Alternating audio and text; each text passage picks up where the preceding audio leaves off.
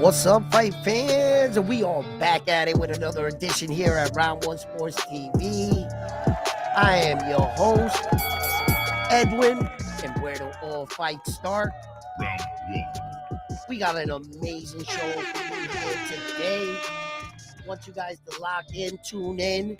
We got a lot to talk about, a lot to discuss, and anything that's on your mind in today's top boxing stories. I would like to hear what you guys think and what you guys are, what's on your mind out there. Drop it in the chat. And without further ado, let's get right into this video. Don't forget to hit that like button for me, and if you haven't already, please, I welcome you to the Round One Sports Talk family.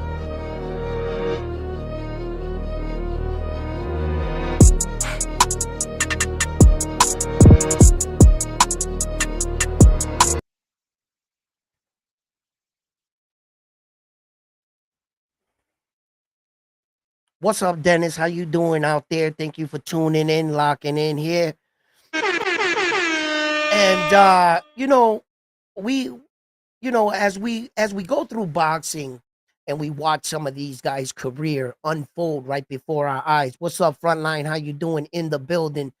And we talk about some of these great fighters. Naoya Inoue comes into mind. And recently, and all over social media, it's been reports of him talking about getting to that end of his career. And I want to talk about a special fighter like that because I believe that some of these guys at these lower weight divisions sometimes don't get their just dues and they get looked over because they're in the lower weight divisions. Primarily, the glamour divisions is from 130 to 154 sometimes. 147 is usually the cap, but it's been known to travel to 154 and the heavyweights. Those are the glamour divisions. Those are the most watched divisions. And the reason why for this, right? It's typically the 130 pounds right there are like 130, 135. It's tough because there were some great 147s. That's why it's the glamour division. And the reason why that is because that's where the balance of speed meets power at a perfect weight. It's where you get these electrifying knockouts where the guys are big enough to deliver that knockout power, but still be fast as hell.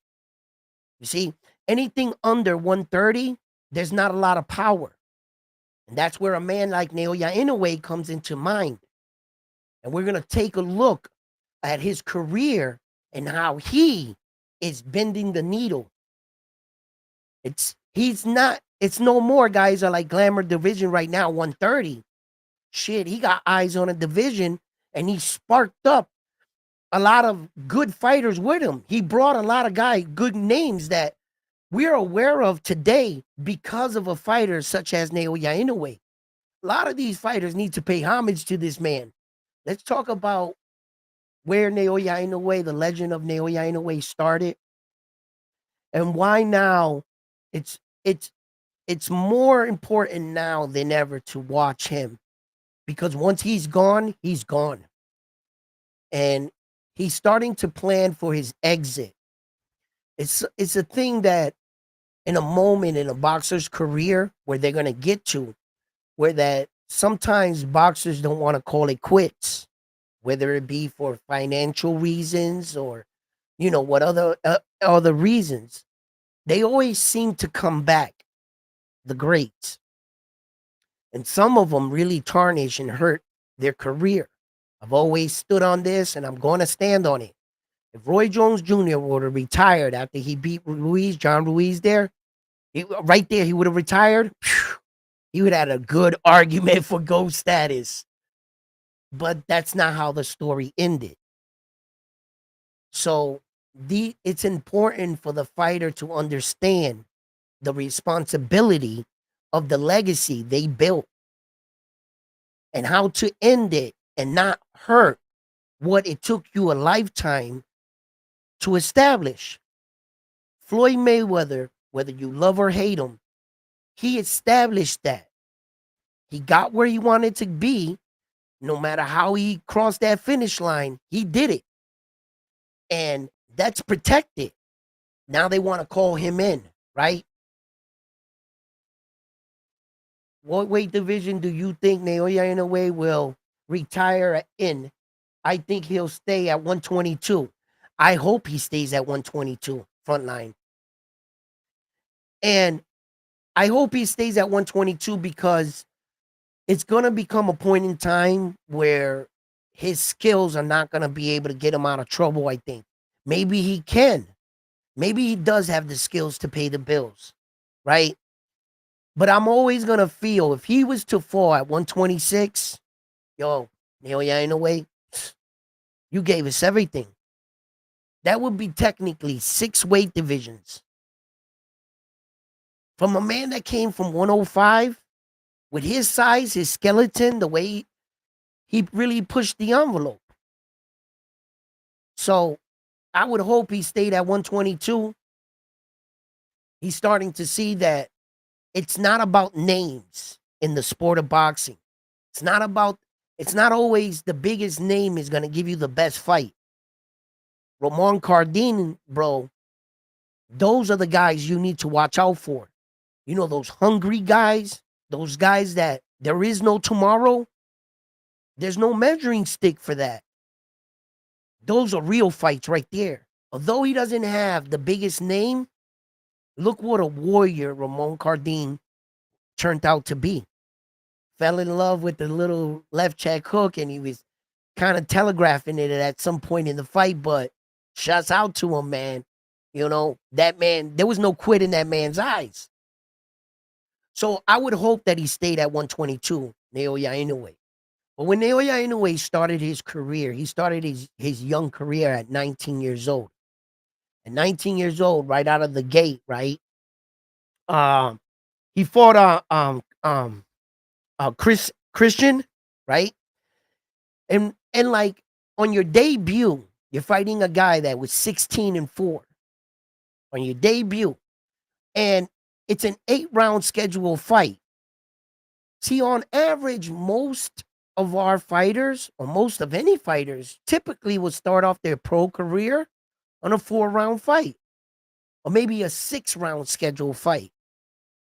Wow, he came out the gate polished like that at 19 years old. He took his first fight. This guy was already established. He had 16 professional fights. And it took Naoya Inoue 4 rounds to dust him off at 19 years old. Naoya Inoue's first 4 fights were 2 8-round fights and 2 10-round fights. That's it. That's it. That's pretty incredible. Floyd Mayweather, I think, had like, damn, I should have like looked this up, right? Why don't we look it up? All right, talk is cheap. I don't want to be wrong here. I'm not going to guess. We're going to have to look Floyd up. All right.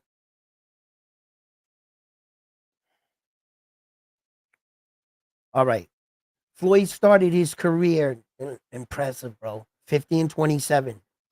Not bad, dude. Not fucking that. Excellent. All right. So, for instance, Floyd Mayweather started his career. He had, with a 4-round fight, he started his career against Robert, right? He knocked him out in the TKO in the 2nd round, right? So he had 1, 2, 4-round fights. He went up to a 6, back down to a 4, up to a 6, 6, 6, 6, 6. Then went up to a 10, back down to an 8, 8. Then from 10s, 10, 10, 10, like that, right? So on average, Floyd Mayweather, 1, 2, 3, 4-round fights. Then he had 1, 2, 3, 4, 5, 6, 6-round fights. And he had 1, 2 8-round fights. And then he went into 10-round fights like that. Now that is your typical, that is the correct way to do it. How Floyd did it, that was good right there. That's above average right there, actually, what Floyd did, to tell you the truth. A lot of other guys got a lot If I was to pull up Terrence Crawford right now, shit, I'm gonna have to do it. Talk is cheap. All right. And I should be putting this up so that you guys can follow along with me. You know, because talk is cheap, right? I should put it up. Yeah, I should. Yep. I'm gonna have to. Because people can just make up shit. And what's stopping me from just saying this and no. We can't do that. We can't do that, bro. We can't do none of that shit. We're gonna have to connect right here. Boop. Box rack, share. Right there. Bam. That way we're all informed. Okay. Just in case you're tuning in, this is what I was talking about right here. I think this is Floyd Mayweather's record right here. You see? And then like this is what I'm talking about. You see right here, the 4-round fight. That was his first fight. 2-4. Then 4 like that. You see, he went up to a 6. Then he went to a 4, back down. Then a 6. Then a 6. 6-round schedule fight 6, 6. Then 10. Then 8, 8. You see, etc. See? Now in comparison to like Naoya Inoue, right? We're gonna go down and we'll look at him. This is why the kid is, yo, he did some pretty impressive shit. This, and I have to recognize him for this. Look at this. Look, because you know, talk is cheap. Look, he has no 4-round fights, no 6. Straight to an 8, 8, 10, 10, and from there on in, all 12-round fights. You understand what he did? He's a 19-year-old kid at this point. He won all these fights. Look at the dates. Look at the dates. He started his career 2012, right? Here's 2013. Here's 2013. Here's 2013. He's only 19 years old. Now, only being 19 years old, he had to have turned 20 years old at some point. Look at another fight in 2013. So he fought 1, 2, 3, 4 times in 2013. Yes, he did. Out the gate. Look at him, hot and ready like a Little C's pizza. Look at him.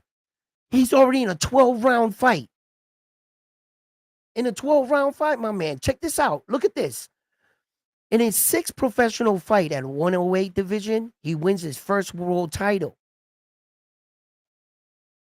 Adrian Hernandez, he beats him in the 6th round.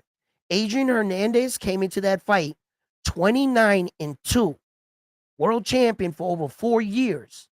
You mean to tell me Adrian Hernandez, Mr. Adrian Hernandez, that a Japanese 5'5" guy coming up, you know, he's at the 108, he has 1, 2, 3, 4, 5 fights. He has 5 fights, people. 5 professional fights. And he challenges the champion that's been champion for 4 years. And he has a 29-2 record when they met. 5 professional fights. He's 20 years old.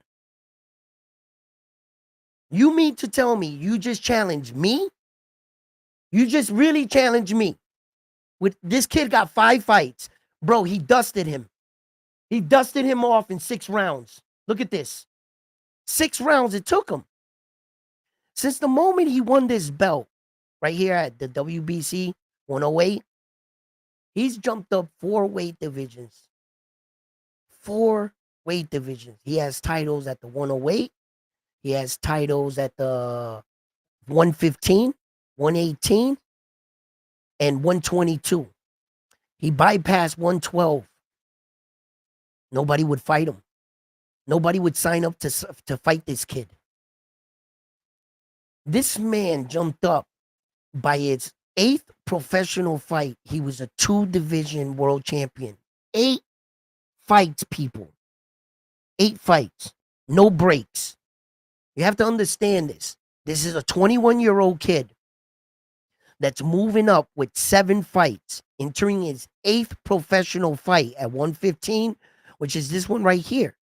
He didn't use a tune-up. You know who he used as a tune-up? The world champion. Omar Narvaez had a record of 43-1 against a kid with 7 professional fights. He had 7 fights.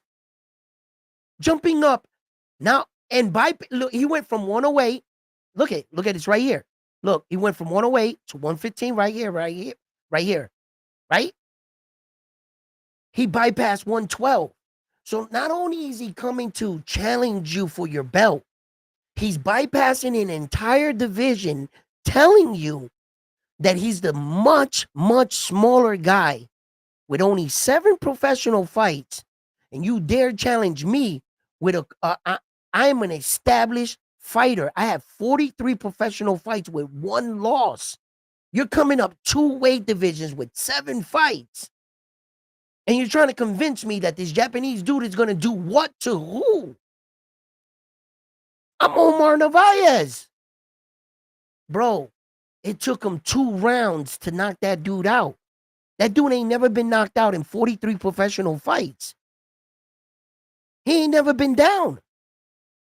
He destroyed him in 2 rounds with 7 fights. This is a kid. He's like 20, 21 years old at this time. And I'm in awe. I'm in awe. I'm like, yeah, this can't be real. This shit can't be real, right? I'm like, I'm sitting back. I'm saying to myself, man, it has to be that there's no one in this division. The problem is there was a lot of people. I just wasn't familiar with fighters like Omar Narvaez. When you look up fighters like that and the fights that those guys have been in, you start to realize and appreciate these victories a little bit more for Naoya Inoue. He was knocking off like worthy champions. If these champions and were in these higher divisions, dude, it would be like fighting the Errol Spences, the Devin Haney's, the Tank Davises of the division. That's who he was fighting in his division. Just because their star status wasn't that of Tank Davis or Devin Haney, and you might not know these guys' names as much because they fight on that side of the world. I get it, right? But make no mistake, his competition was top notch. It was top notch. 4 of the guys went on to be champion after he did losing to Naoya Inoue. Such fighters as Stephen Kubo Fulton, Emmanuel Rodriguez. You know Emmanuel, the one that put hands on the Gary Antoine Russell kid, the way he did him dirty. Emmanuel Rodriguez is a dog. People ain't walking through that dude. Naoya Inoue took him apart in 2 rounds. Like, it was beautiful. That guy didn't have enough skill to be in the ring with Naoya Inoue on that night in the World Series of Boxing. Naoya Inoue took him 70 seconds to knock out Payano cold with 1 punch. Cold. He stretched him. The things that he was doing, it's like, these guys might want to like overlook it. But I think at the end of the day, in boxing, we are all judged by our weight divisions. We have to only judge the guy by the guys he fought. And the biggest argument is, well, there's nobody there. There was nobody there. Well, then why can't nobody do what Naoya Inoue did? And in reference, who do they use? Fighters like Junto, Bam Bam. Bro, and they're not even close. They're not even close to being on the same achievement platform as Naoya. He's got 2 divisions, all 4 belts. Do that first. Do that first. At least do 1 before you can enter. It's like, in order to be talked among with the great ones, they got to lower the bar. Because there's no way they should be in that room, in that conversation. Junto got 3 weight divisions. Great. But still, clean the divisions then, if you're that good. Naoya Inoue did. So why is it that we got to overlook what he did just to get this guy because he's the next shiny new thing? No, Neil. With these legends and these goats of the sport, I'm tired of people lowering the bar and changing what the GOAT did in order to get their guy in the room. I'm so tired of that. I think in order for you to beat somebody's accolades, you got to match it. You at least got to match it. It doesn't have to be precise. Like, we never asked LeBron to get two three-peats back to back. That wasn't really the qualification. Just get the 6 rings first. Then we'll talk. That was the argument. You understand? It's like when you chase down Naoya Inoue, don't try to beat him because you got 1 belt and maybe 5 weight divisions, and you're like, oh shit, I'm better than him, right? I'm not sure that qualifies. That would be belittling the undisputed title. Then what good is it to become undisputed if the undisputed doesn't carry any weight? Then don't get the 4 belts, just get 1. If 1 belt can take out the accomplishment of all 4, or you can even challenge that with 2 belts, then undisputed don't mean nothing. No, it does mean something. And we need to hold that at a high standard. And that's why these guys don't get in the room for me. You're going to have to do or match these guys' accomplishments, or at least do something better. Like, we were on the Boxing Voice, and somebody was trying to debate with me and tell me that Terrence Crawford's fight with Canelo Alvarez has no legacy behind it. And I was like, what are you talking about? If he wins, he becomes the first man with all 4 belts in 3 separate weight divisions. That's huge. And Canelo Alvarez brings that to you in 1 fight. No matter how you got it, just like I said to everybody, it doesn't matter how Devin Haney did it. He did it. That's a done deal. That's a done deal. He's in the record books. That's finito. You can't take that away from him, right? You're not going to be able to take that away from and he'll be the first to do it again. Terrence accolades will truly, that he pulls that shit off, that's going to shoot him up there, bro. It's going to boxing royalty. Boxing, you got to the pinnacle in your era, not once, but twice. He was the first man to do it to 2, and he would be the first man in the history to do it to 3. No matter if Naoya Inoue does it, he would be second. You understand? That Naoya would have to top that. I don't think he's going to be long enough. But to both men, sometimes it's right place, right time. If Naoya Inoue had a guy at 126 that was looking to unify, rather than all of them at 126 standing there with their freaking thumbs out, begging for Naoya Inoue to come up to the division so they can make any money. Because Naoya Inoue is the cash cow. Ain't no bantamweight hitting histories making the kind of money that man's making.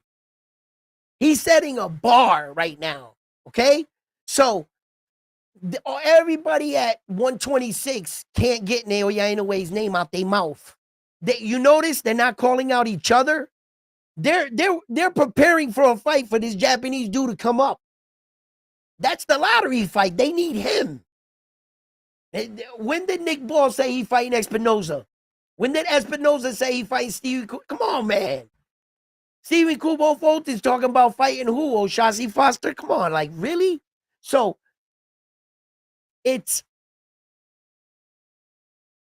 amazing what kind of success story this Japanese dude really made himself. And I'm gonna be honest with you guys right now, right? It's like, I would have never thought that this Japanese dude could do this. I was American made, and when I seen this, it's kind of like typically you see those UK guys, and I'm just speaking from the heart right here. I'm just being blatantly honest, right? And this is how I was programmed once upon a time. That I never viewed these UK guys as like the best fighters. Nah, I didn't. And it was because of the stigma in boxing in America. We were so dominant at one time. And that part of me didn't allow me to really, in the Naoya Inoue's real beginning of his career, to really appreciate him because I kept just saying to myself, he must not be like, you know what I'm saying? Like, but the more I studied him, the more I saw like him grow as a fighter, I realized real quick though, he was the real deal.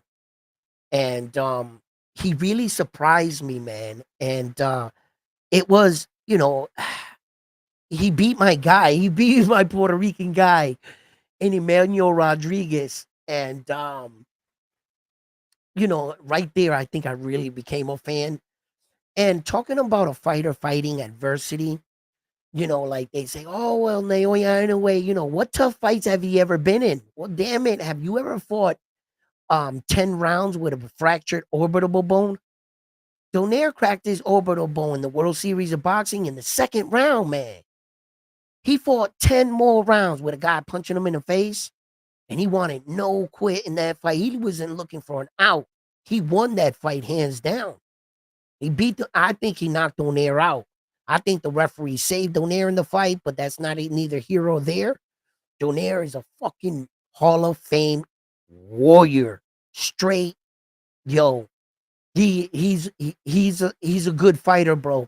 Donaire, man, and respect to the man. He's got his own legacy that he created. And and I always say this, I'm gonna stand on it. You take Naoya Inoue out of the World Series of Boxing, who wins it? Donaire. Donaire beats all those guys, but they want to say he was old at 36 when Naoya Inoue first fought him. Then he fought him again, I think, at like 41 or something like that, and he brutally knocked him out. But, excuse me, it goes to show you the warrior that Naoya Inoue truly is. He's talking about retirement now, and he's planning the back half of his career. He wants to like retire in 2027. That'll put him around 35 years old. If this is true, we got about 3 fights with him, I think. About No, we should have a couple more than that. We should have like 4 fights with him left if he could squeeze it in. Now, rumors have it, and I've been searching the Japanese website, that Nick Ball is in the calculation. So he does want to go to 126. That'll be 5 weight division. All he needs is 1 belt. That's all he needs. He beats Nick Ball, he's a 5 division world champion. Whether or not whatever he wants to do. Now, for all those that think that Espinoza still be there, that's the only person I don't think that'll be there. How much longer can he do this, Espinoza, and pull off this weight cut?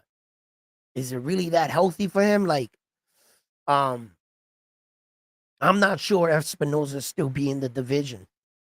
I think it's time for that man to start moving up. Stephen Kubo Fulton, Angelo Leo seems like all he wants is the Naoya Inoue fight. It's like all these guys, they're not talking about, fighting each other. They just talking about fighting Naoya Inoue. That's the cash fight right there. So, what I took away from that was Naoya Inoue understands the responsibility of his legacy. He understands what he built, and he's not willing to sacrifice it to satisfy everybody. Salute Kano, salute Bam Bam. Mikey, salute.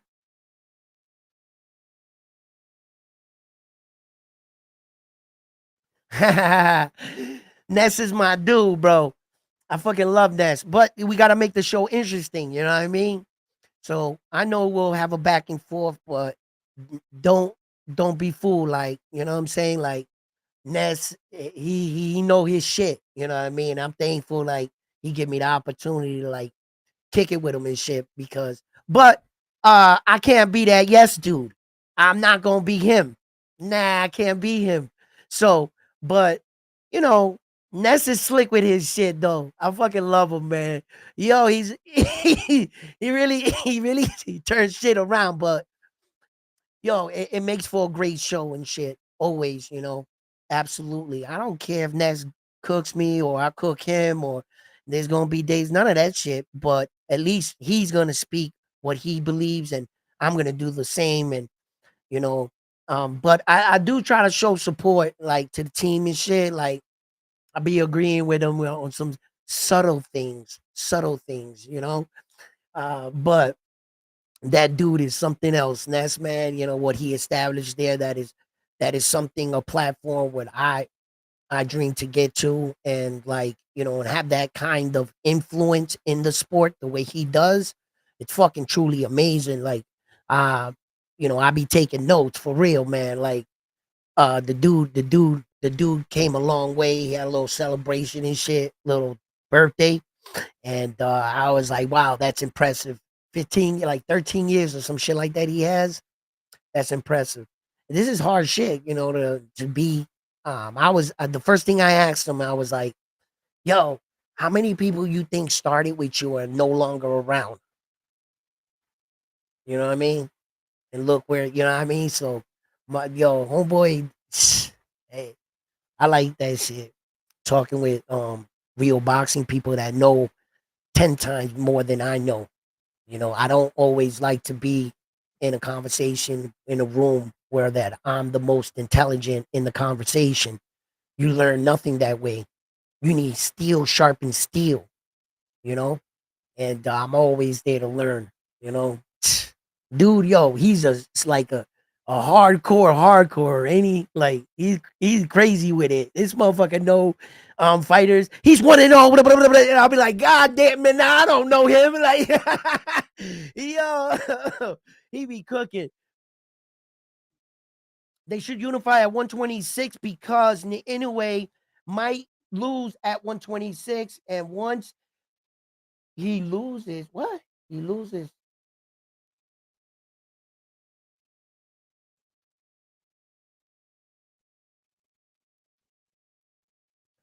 But you see, okay, and the person that unifies will get the payday.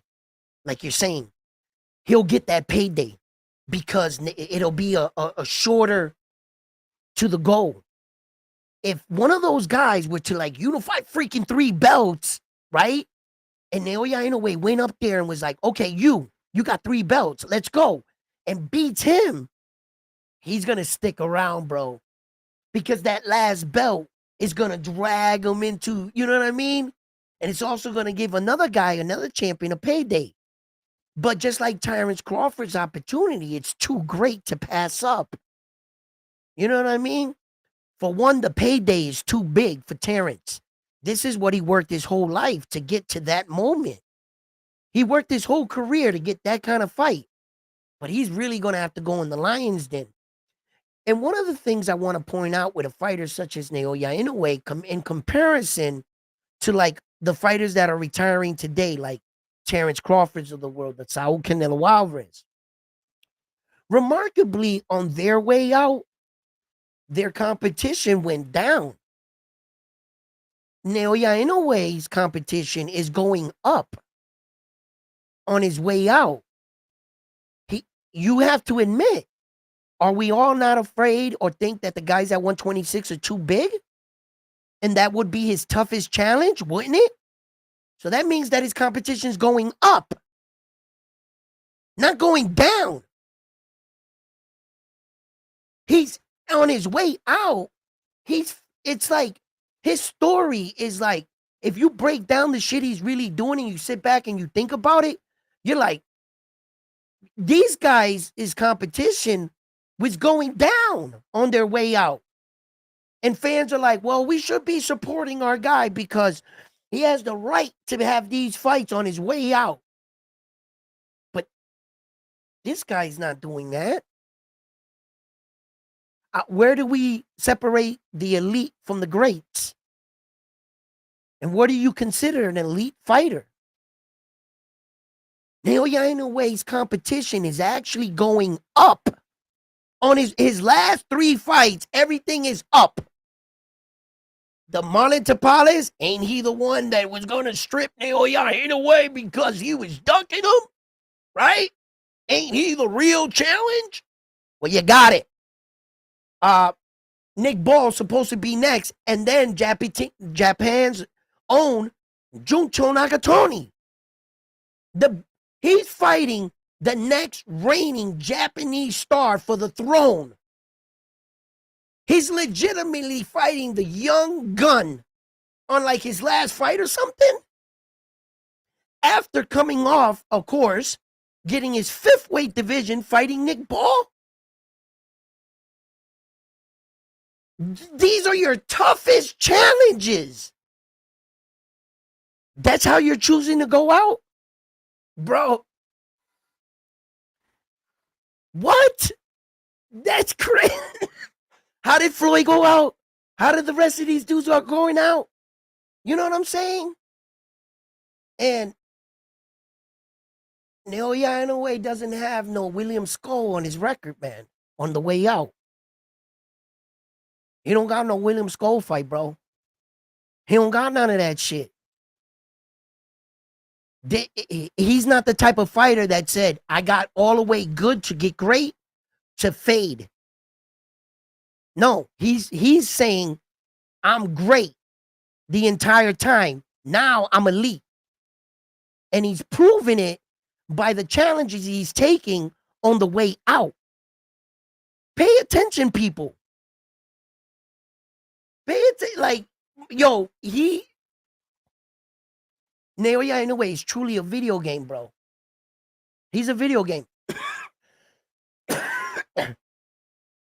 The reason why I know that a lot of these gimme fights, like fight Gervonta Davis fight, right? That probably would never happen because Gervonta would need a belt. Naoya Inoue doesn't fight at catch weights. He doesn't want any of that associated with his career. He doesn't want to fight for an interim belt, those side belts. When he asks is this the real belt, the top belt in the division, whether or not whatever the WBA be doing on their crazy shit, regular, super, he made sure it was the belt. So that's all his name is attached to. It's not attached to any silvers, WBA platinum, a franchise belt. He doesn't have any of that shit. Then he has all the lineal belts and the Ringside Magazine's belts. And in the weight divisions where he was currently coming up. So he was always the Ringside champion. So there was no debate about who is the best in his division. He has all 5 belts. He always did. He had them in 118. He had them in 126. So that's what I'm saying. He only needs that one. But if these guys at 126 fought themselves, like my man said, maybe they would unify. He goes up in there, knocks one of them out. And depending whether he picks up 1 or 2 belts, it might keep him in the game. Because I'm starting to really think, in my hearts of hearts, guys, that Terrence Crawford might pull this off. He just might beat Saul. Now, you guys know it. We all believe. I think the consensus believes Saul's favorite in this fight. We all know that. I know the threat that is Saul. That's a fucking lion right there, right? Okay? The task is... this is a big one. This is a big one. But I speak about men's drive, their warrior spirit. There are some men in this world, I was talking about this today. Some people don't mind being called the next Michael Jordan. And I think that that's an honor to be called the next Michael Jordan. I think it's honor, but I think they throw it around a lot. I have a different mindset. And I have the right to my mindset. I don't want to be called the next Michael nothing. I want to be called the next Edwin. And I want the kids to chant my name. That's my perception. It's what drives me. It keeps me driven that I want to sketch my name in the halls of the GOATs. There's no such hall that exists, but tell me that the world's perception of what they believe Michael is, right? So whatever sport it was, Tom Brady wasn't good with being the Michael Jordan of the NFL, was he? No. What did Tom Brady do? He became the Tom Brady of the NFL. You don't call Tom Brady MJ. You call him Tom Brady. That's the kind of shit I'm on. I want to make my own name. That's what Naoya Inoue did. That's what he did. His name will always be cemented about among bantam, um, the bantamweight division. Everything. He's going down probably as the greatest bantamweight champion. There have been strong bantamweight runs. Champions that had defenses on title. I don't think he's gonna catch the guy on that title shit. No, I don't. But as far as being undisputed, he's the first super bantamweight champion in history, and he's the first Japanese um um unified world champion in Japan's history.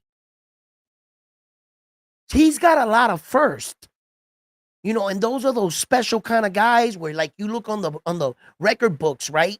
And it's like Tom Brady, and it's like all the main trophies and categories. It's just Tom Brady, number one, number one, number one, number one, number one, number one, number one, just like MJ.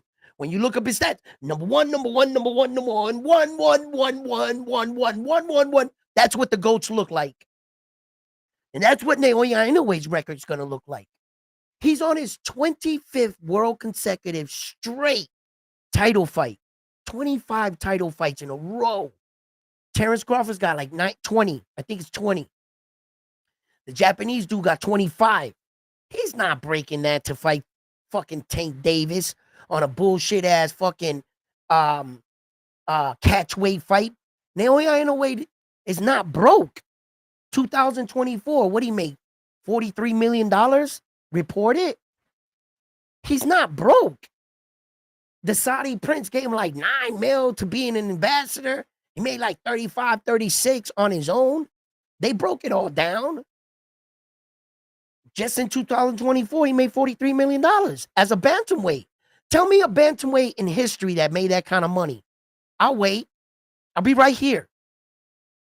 Tell me a bantamweight in history that's making that kind of noise. He came to America and he got 7,000, 8,000 tickets sold or whatever it was. I think that was pretty impressive to headline on what most people are getting an introduction to him. And they were still curious enough, including myself. I was there in attendance. I was there live in Vegas watching the fight.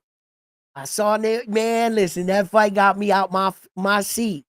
Man, it had thrill, it had suspense, there was drama, there was action in the fight. It gave me everything in one night, man. I came out of there feeling that I got my money's worth. I got to see one of the greatest fighters in my era, because I've been a stubborn man. And because MJ wasn't on my team, I was a Laker. I used to be like, oh, F MJ. I was that dude. And then when he left, I was sad. I was sad that I never got to see him perform live because he's the GOAT, man. And because of my stubbornness and arrogance about being a loyal fan to a team that I not acknowledge fucking the greatest GOAT of like all time. And I'll never get to see him play. And I grew up in his era. I could have seen Michael played 1,000 times, man. I regret that, bro. I regret that so much, bro.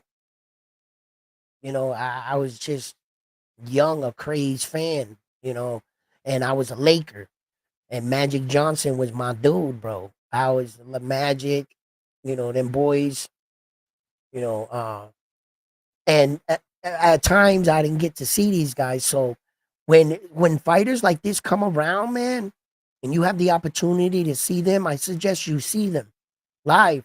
Yo, Naoya Inoue looks fast as hell live, man. He's everything they advertised him to be. When I saw him, like I try to get to the closest I could just to hear these shots and stuff. And he's fast. And the thing I took out of the fight later on when I went back and I watched the fight, I had to admit he has something that in fighters, rare fighters have it. The ability to get knocked down in a fight and stand back up and go right after the guy, that's really rare to have. That kind of approach and mindset. Like there were fighters that used to do it that were good, like Felix Trinidad. Yo, if you drop Felix Trinidad, don't think you beat him. Don't think you got him. Felix would get up off that ground. Oh, vente. Está bien? Come on. Vente. Yo, Felix would. And there was a lot of fighters that got dropped and had that, but it's real. It's a rare thing.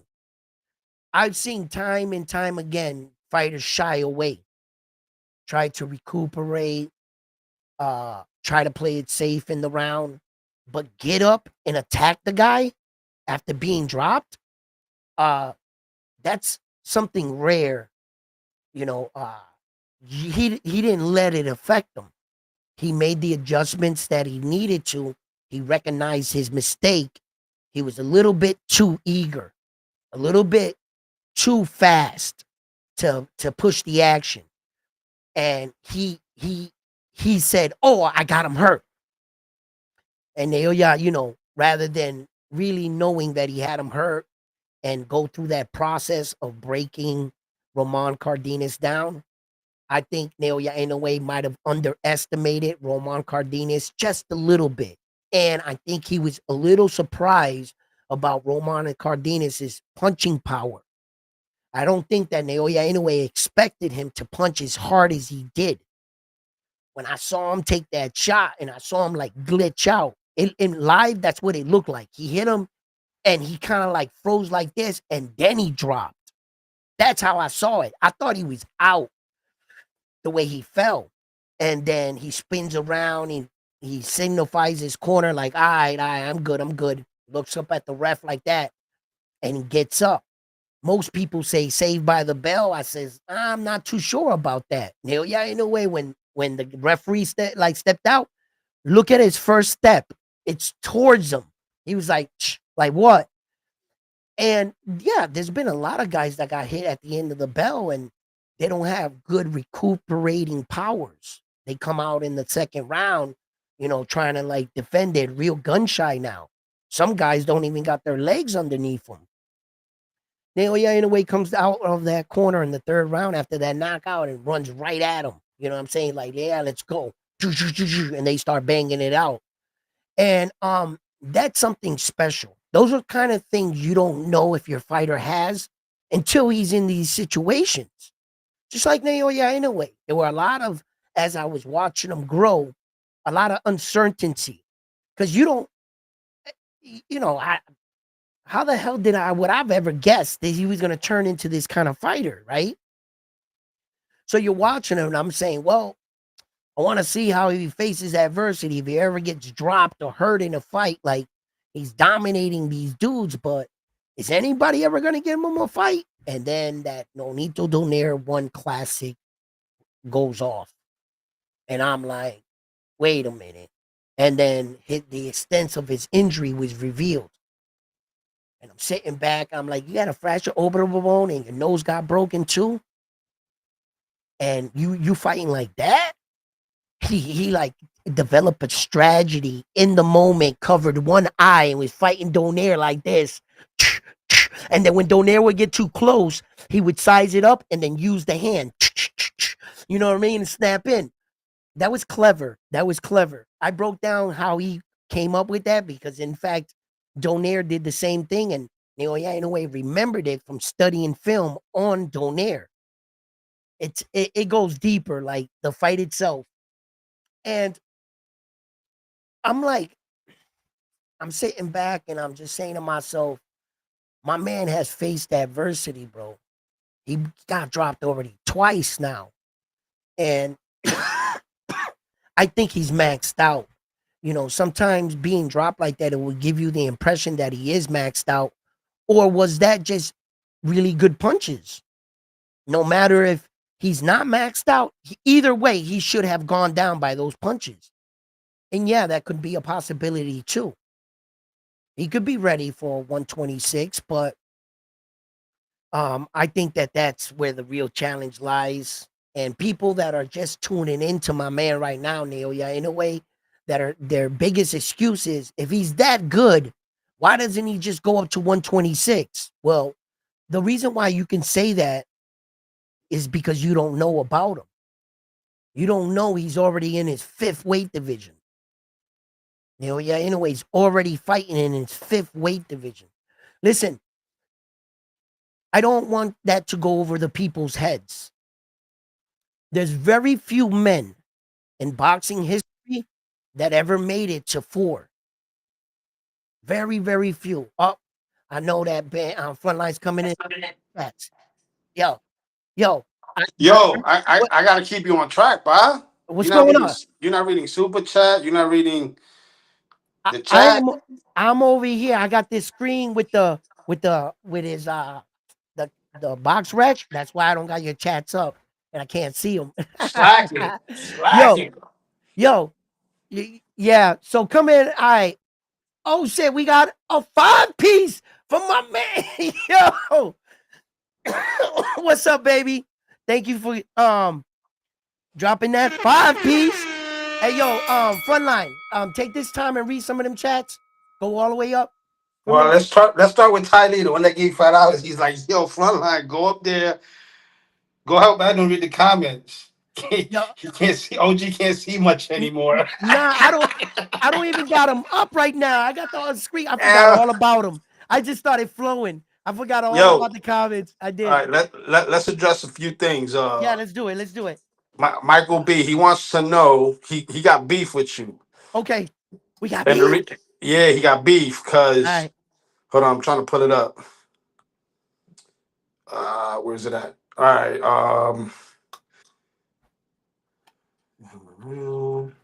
Oh, he wanted you to get at Bill. I don't know if he's talking about Bill Haney on the. I Yeah. guess he's talking Yeah. about the boxing voice. Yeah. Yeah. He said he's mad because you didn't get at Bill the way he wanted to. You know, he wanted he that you should have.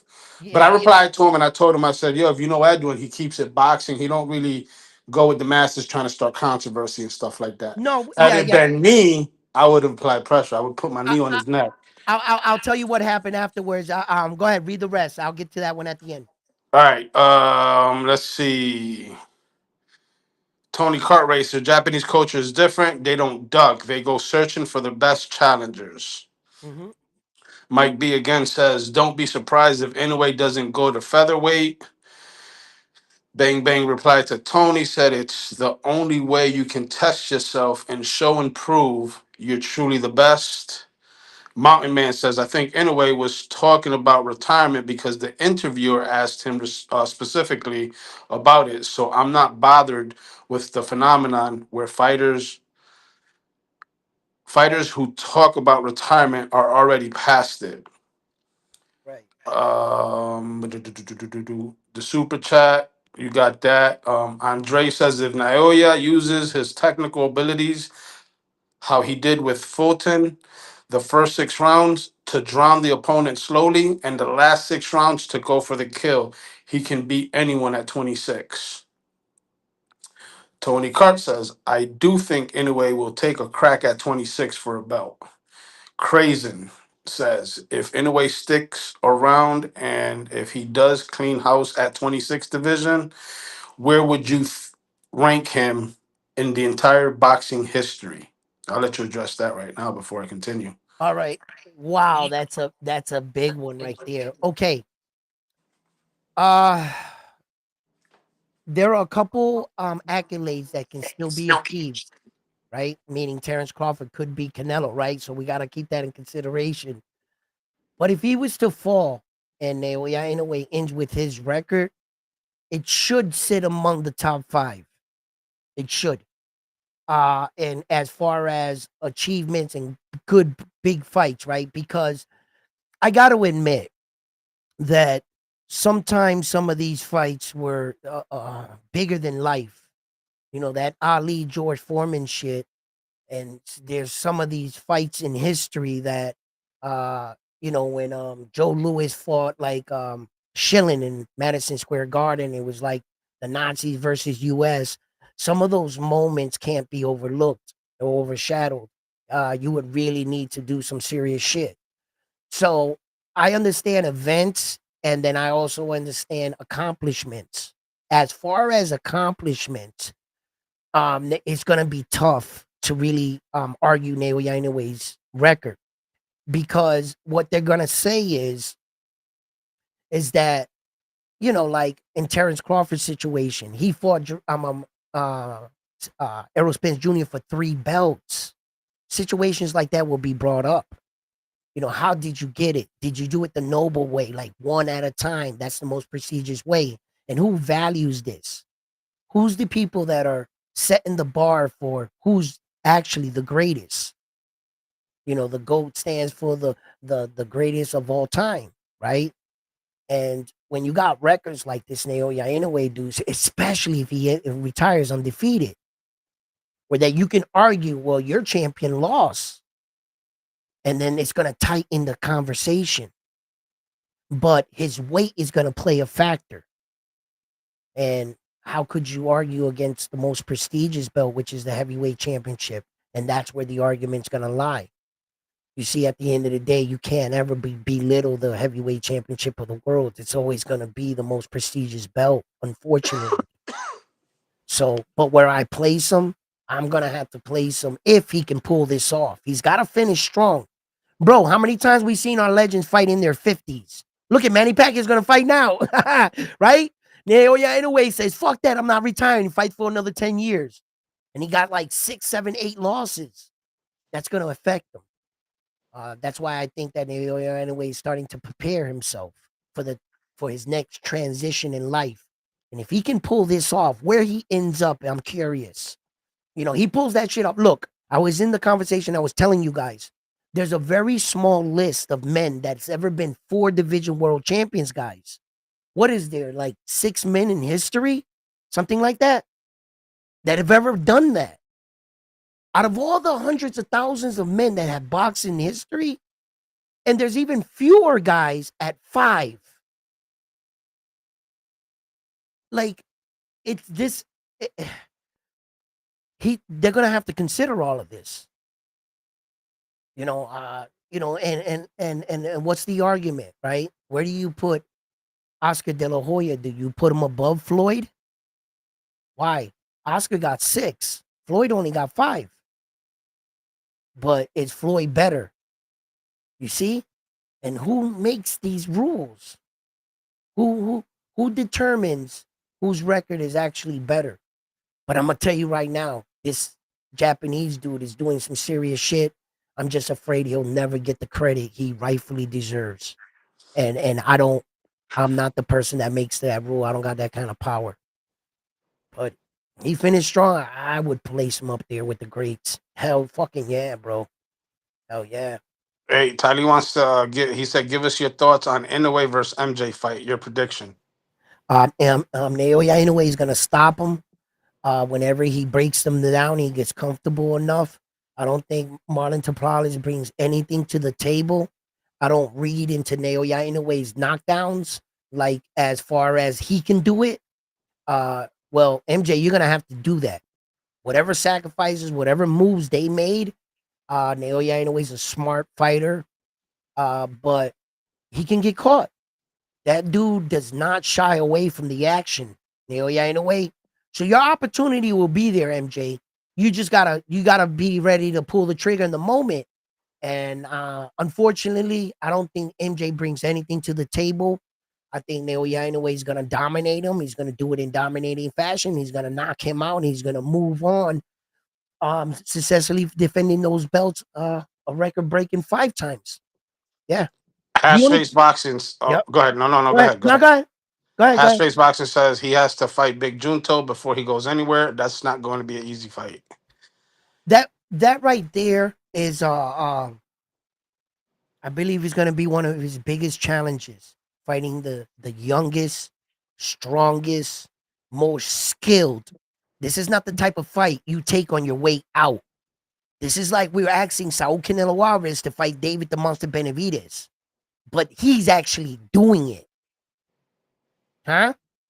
His competition is not going down, and he's not shying away from the best on his way while he's up. These are the kind of things I'm pointing out. He's not running from David the Monster Benavidez. As a matter of fact, his David the Monster Benavidez, on an award ceremony, he turned around and said, "Yo, I want to fight you." He called him out. Saul never called out David the Monster Benavidez, and he won't fight him. It's too risky, too dangerous of a fight. Not this dude, not Naoya Inoue. He said, "You know what I'm going to do? As I get older and on my way out, I'm going to beat the next hot thing. And I'm going to show you guys I'm him. And I've always been him." I got Naoya Inoue in the fight. I just think he knows more. He's been in more fight situations than Junto. I think he's at a different level. I respect Junto as a fighter. I believe he's Junto the can next. crack though. Oh, he can crack. He's the next best Junto, thing. Oh yeah, Junto can crack. great. That's awesome. Naoya Inoue can crack too. Yeah, but That's great. That's great. But what I'm saying is, as far as I got to, not I'm Naoya Inoue has never given me anything to second doubt or see that he's slowing down. Until I see anything like that, what's going to tell me that the more experienced guy in this situation, I'm just going to go with him. But can Junto beat Naoya? Hell the fuck yes. Yes, he can. If he lands flush on Naoya Inoue early in a round and the bell don't save him, and he applies that kind of pressure on Naoya Inoue, and he be like the first man to put him down twice in a round type shit and put him in a world of trouble, yeah, Junto can beat him. But that still doesn't shy away from my point. My point is he's fighting the best on the way out. Win, lose, or draw. Is that not what he's fighting his David, the Monster Benavidez? And that's my point. Whatever happens in the fight happens. But we'll never find that out with Saul and David now, will we? nope. Because he's not even taking that opportunity. This guy is. This guy is saying, you know what? I will fight you. Me and you, mano a mano. Let's go. All right, I'm Come gonna on. catch up with these chats. You got a lot of them, All and right, come on, let's go. people got questions and thoughts that. But I'll just read through them, and then you could address them. If you want to All address right, it at the moment, just stop me and I'll stop. all right, go ahead. Mountain Man says MJ is a bit slower than Inoue, but MJ got great distance, threading power, and accuracy. However, MJ didn't hurt Tapala as Inoue did. Tony Carr says it's all about matchup, though, fighting style. Bang Bang says Angelo Leo calling out and waiting for Inoue to move up when he can unify his division instead is crazy. Crazen says none of those guys at 26 want to lose their belt. They're saving it for Inoue. LOL. Hashface Boxing again says better than Wilfredo Gomez, Carlos Sarate. Michael B says, tell me a bantamweight in history that was the face of boxing in Japan. None. That was an amazing fight. Inoue saved boxing that night. That's the same for Michael. Then you got Kids Forever. If the belt holders do not want to unify all belts, then each belt holder in actuality is fourth place standing. Bang Bang replies to Kazin and says they know Inoue is the cash cow and don't want to risk missing out on any money fighting Inoue. Real Deal said he needs to fight Bam Rodriguez from RGBA. Mm, Crazen says it's understandable they don't want to lose that chance on the bag. mhm. Mountain Man says, I thought Inoue didn't have his usual pop in his shots and his sense of distance was off. He also looked a bit pudgy on stage. Best he looked was the Kim fight where he looked faster and bigger. Hashface Boxing, who thinks he will get up he will get up when Junto cracks him? That fight is going to be crazy. Michael B. Abdullah Mason got up from being knocked down and attacked and knocked his man's out, but he's chinny. Tony Kart Racer says, Inoue's got an awesome chin. Yes, he was hurt, but he never sees stars or goes night night. All right, That's how you know. That's how you know they got it. all right, stop right there. All right, okay. I can't compare one guy's situation to another guy, right? Abdullah Mason got cracked. I'm not sure if Abdullah Mason is chinny, or rather than he got caught with a big punch. He got caught with a punch he didn't see. Those are the ones that hurt you. Abdullah didn't see that punch. It put him down. It shocked him. The ability that I speak of, Abdullah went right at that dude. That's something that a lot of fighters don't have. Then he drops the dude. The dude drops him again. So as far as Abdullah ever like wanting out on the fight or anything like that, nah, bro. His warrior spirit is as such. But we got to admit, ain't that a prospect? He's still learning on the job. Don't consider Abdullah right away with the top elite guys and that he should already be this way or, you know, that's kind of expected. If you're going to get dropped in your career, let it be early that you face adversity. So when you're in a world title fight, you've been through some shit. So that way, that never shocks Abdullah. So that he's not that guy in the ring getting dropped for the first time in his career in a world title fight, and he's feeling some kind of way because his girls in the attendance and all his homeboys. No, Abdullah has experienced this. So these are learning curves, just like Naoya anyway. He gets dropped twice, bro. That's the hazard of being a boxer, ain't it? At being at work, shit's gonna happen. How? Tell me, how did you respond, and what was the outcome? That's what I'm mostly interested in. You see? So when it happened, and the other thing about all these fighters at 126, ironically, right? Check this out. You know, these guys talk about beating Naoya anyway, but not one of them wants to move or do anything stupid to jeopardize possibly fighting who for the bag.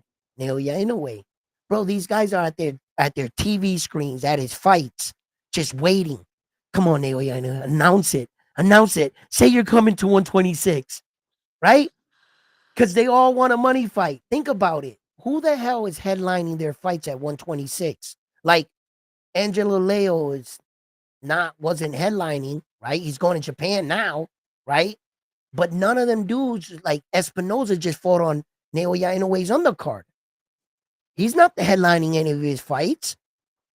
Stephen Kubo Fulton is not headlining of any of his fights right now. Well, he did with the brand. Well, no, he was on another card. Yeah. So they need this dude, Naoya, anyway, bro. But I think about him clearing 126, guys, I got to be honest. I flip flop with that. Yo, I'm with you guys. I'm with you guys when I'm talking about I believe in Naoya Inoue's skills. Ah, man, I do. I believe in it. Hey, Edwin, Yeah. do you think Shushu gives him trouble at 26, or is Hell it too no. soon? Is it too soon for Shushu? It's too late for Shushu. How about that? I think Shushu will give him a problem. Nope. Nope. You got to No understand styles. Shushu No, mm-mm. stylistically. That's the problem right there. That is the problem. Shushu's fighting style is gonna get him knocked out within 3 or 4 rounds against Naoya Inoue, like brutally. His style is too It's tailor wide made. in the window. It's ta- It's tailor made for him. In order in order for Shushu to get his engine revved up to throw and the confidence to throw combinations in the fight, he overextends a lot. He's also out of position a lot. Shushu. He's good, powerful, but that power's not going to come into effect. Naoya Inoue's slipping ability and being his front step is going to kill Shushu. well, I think you're He's envisioning Inoue's ability to move at the lower weight class. 26. You got to understand, like you said earlier in your show, he moved up from 105. Look at where he's at now. Yeah. So he goes up one more division, and Mountain Man said it in one of the comments. This last fight against Cardenas, he looked a little bit slow, and he wasn't moving as quick as he normally does. Yeah. Now he tacks on 4 more pounds to go up to 26. When these guys have been there, it may be, and that's why I say Shushu may give him prop. I didn't say Shushu will beat him. Yeah. I said Shushu will definitely give Inoue problems. And frontline, I respect that, and I respect where all the fans feel that way. There's just my investigation. I felt the same exact way for him, all 5 weight divisions that he's traveled up. I thought the same fucking thing when he went up to Stephen Kubo Fulton. I said, oh, here it is. He's gonna fight this guy right here. It's gonna be too much for him. He's a smaller guy coming up. I've been here. I've said that his entire career. And all of a sudden he goes up there, and these guys don't look like that against him. I said the same thing. I said, bro, he's looking fatter. He's looking slower. He's looking this. No, it was probably the game plan. Kind of like when they told Michael, oh, you don't shoot threes.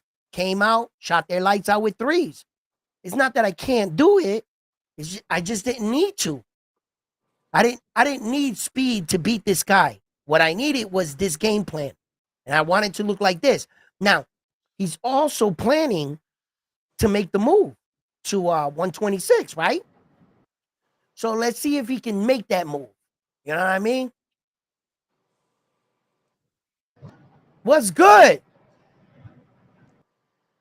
Yo, yo, you there? Hello. Just driving down the highway. Enjoying round one sports talk. Boy, That's Armando. Yo, boy, so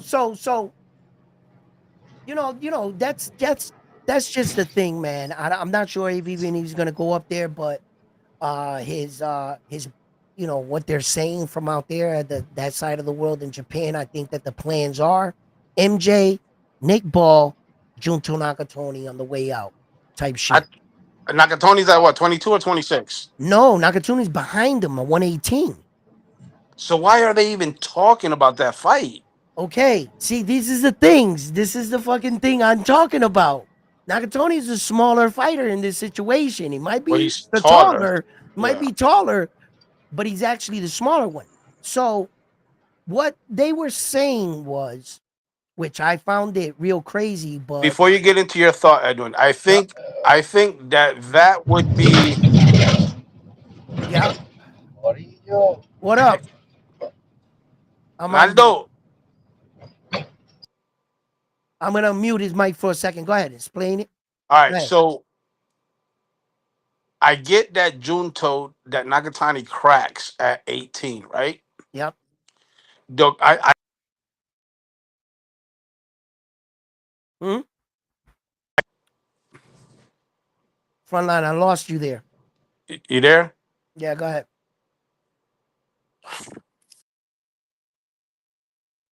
You there? Hello. Frontline. Frontline.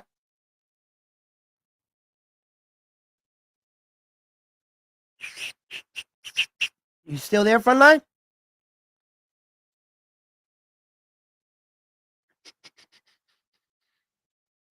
I don't know. You there?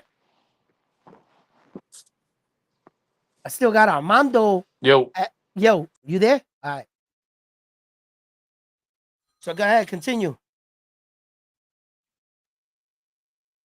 Yo,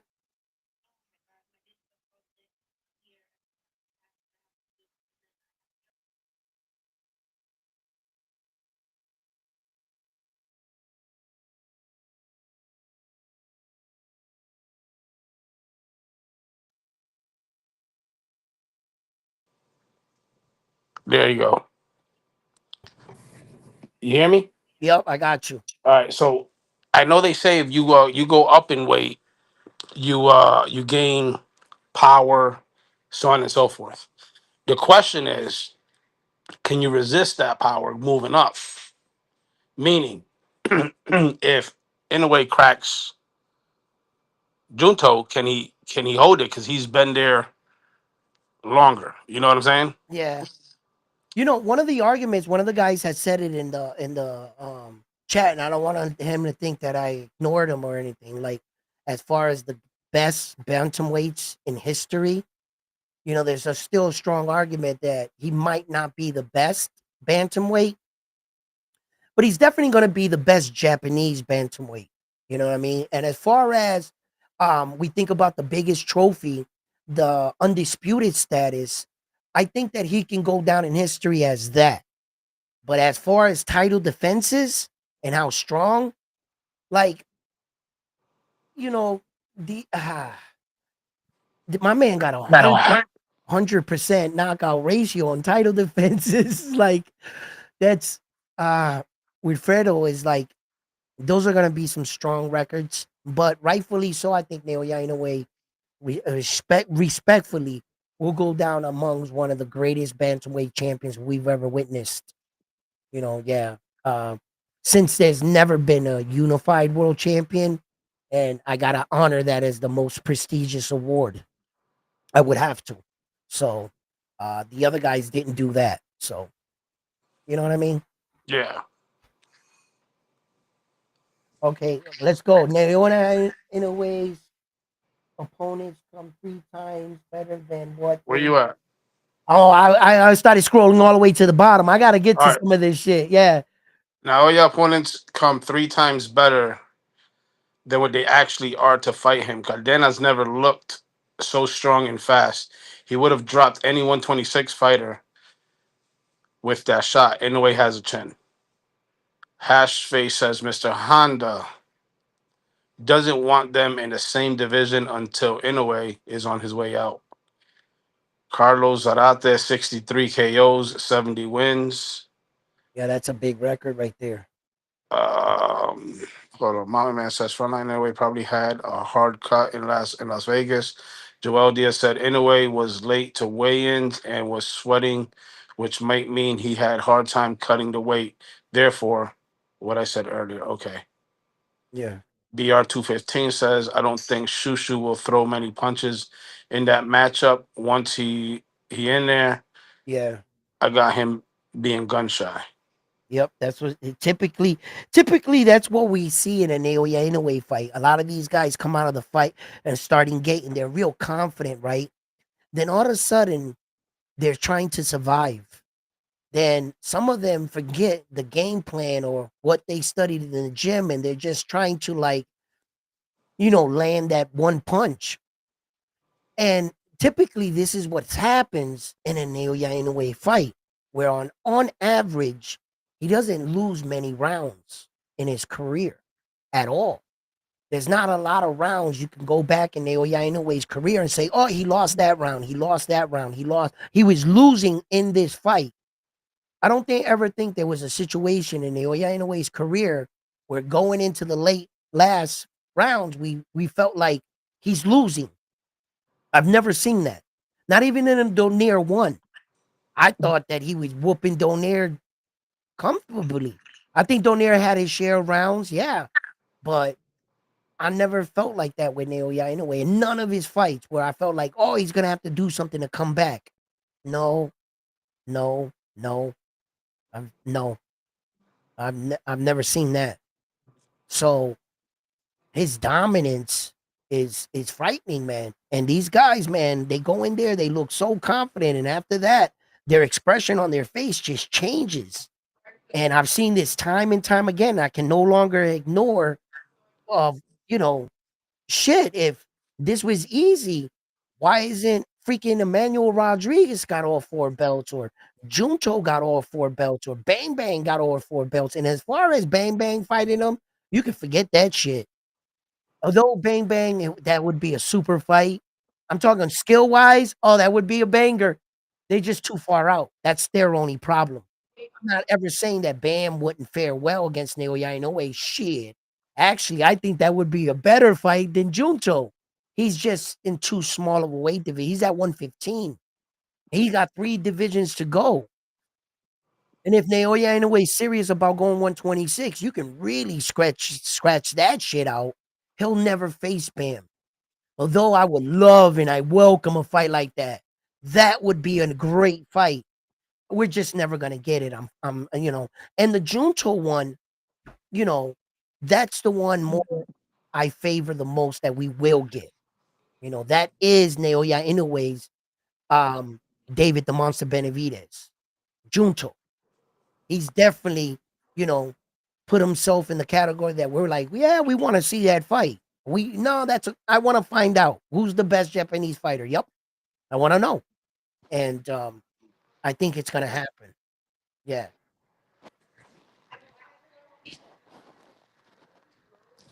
Thanks, Mexican brother. boxing says, "Dude, you won the debate versus Ness and Ryan. Keep keep your work up." Yeah, man, you know what I'm saying? Like, uh those dudes are awesome. You know what I'm saying? And to talk with and everything, and I just enjoy the time. I really just enjoy the time and the conversation. Never thinking about getting one up on Ness or anybody else. Just always keeping boxing voice alive. And talking about all our fighters and at a big scale. It's just the best way to talk about boxing. And if you're going to talk about boxing and shy away, then I don't think this is for you. I'm That's not who I am. I'm always going to speak my truth. And I'm always going to, talk about boxing. And when you can do it on that kind of level, I appreciate it. I appreciate the men and stuff. So that is just a great opportunity. So I'll take it from there. What's up? Bang Bang Mexico. That was a great yeah. Yeah, yeah, yeah. Thanks, Bang. Yo, and absolutely thank you for all you guys' support and all you guys recognizing the job that I'm trying to do every day to bring you guys boxing. I will be controversial sometimes, and sometimes you'll say, I was saying crazy shit, but I do make it interesting. And I hope that we can all talk about boxing like men. We don't have to swear at each other, disrespect each other to get our favorite fighters' points across. I've created a safe platform for you here where yes, I will have Discord available, calls coming in, and given the world, the opportunity to hear the fans and to hear your voice. And that's what's important for me, and I value everyone's opinion. So like, yeah, let's Ryan, what's up, baby? Ryan's my man. That he's listen, Ryan is like um he's like that other side of me in boxing and stuff. And I could always for hours sit down with Ryan and discuss boxing back and forth because my man's he lives the life. So I respect that dude a lot, man. Brian I'm boxing up north. If you haven't, I advise you to check him out. He's got a cool a vibe about boxing and a good mindset, and it's always good to hear other people talk about boxing. So yeah, what you say here? Junto and Naoya, Godzilla versus King Kong, mega fight.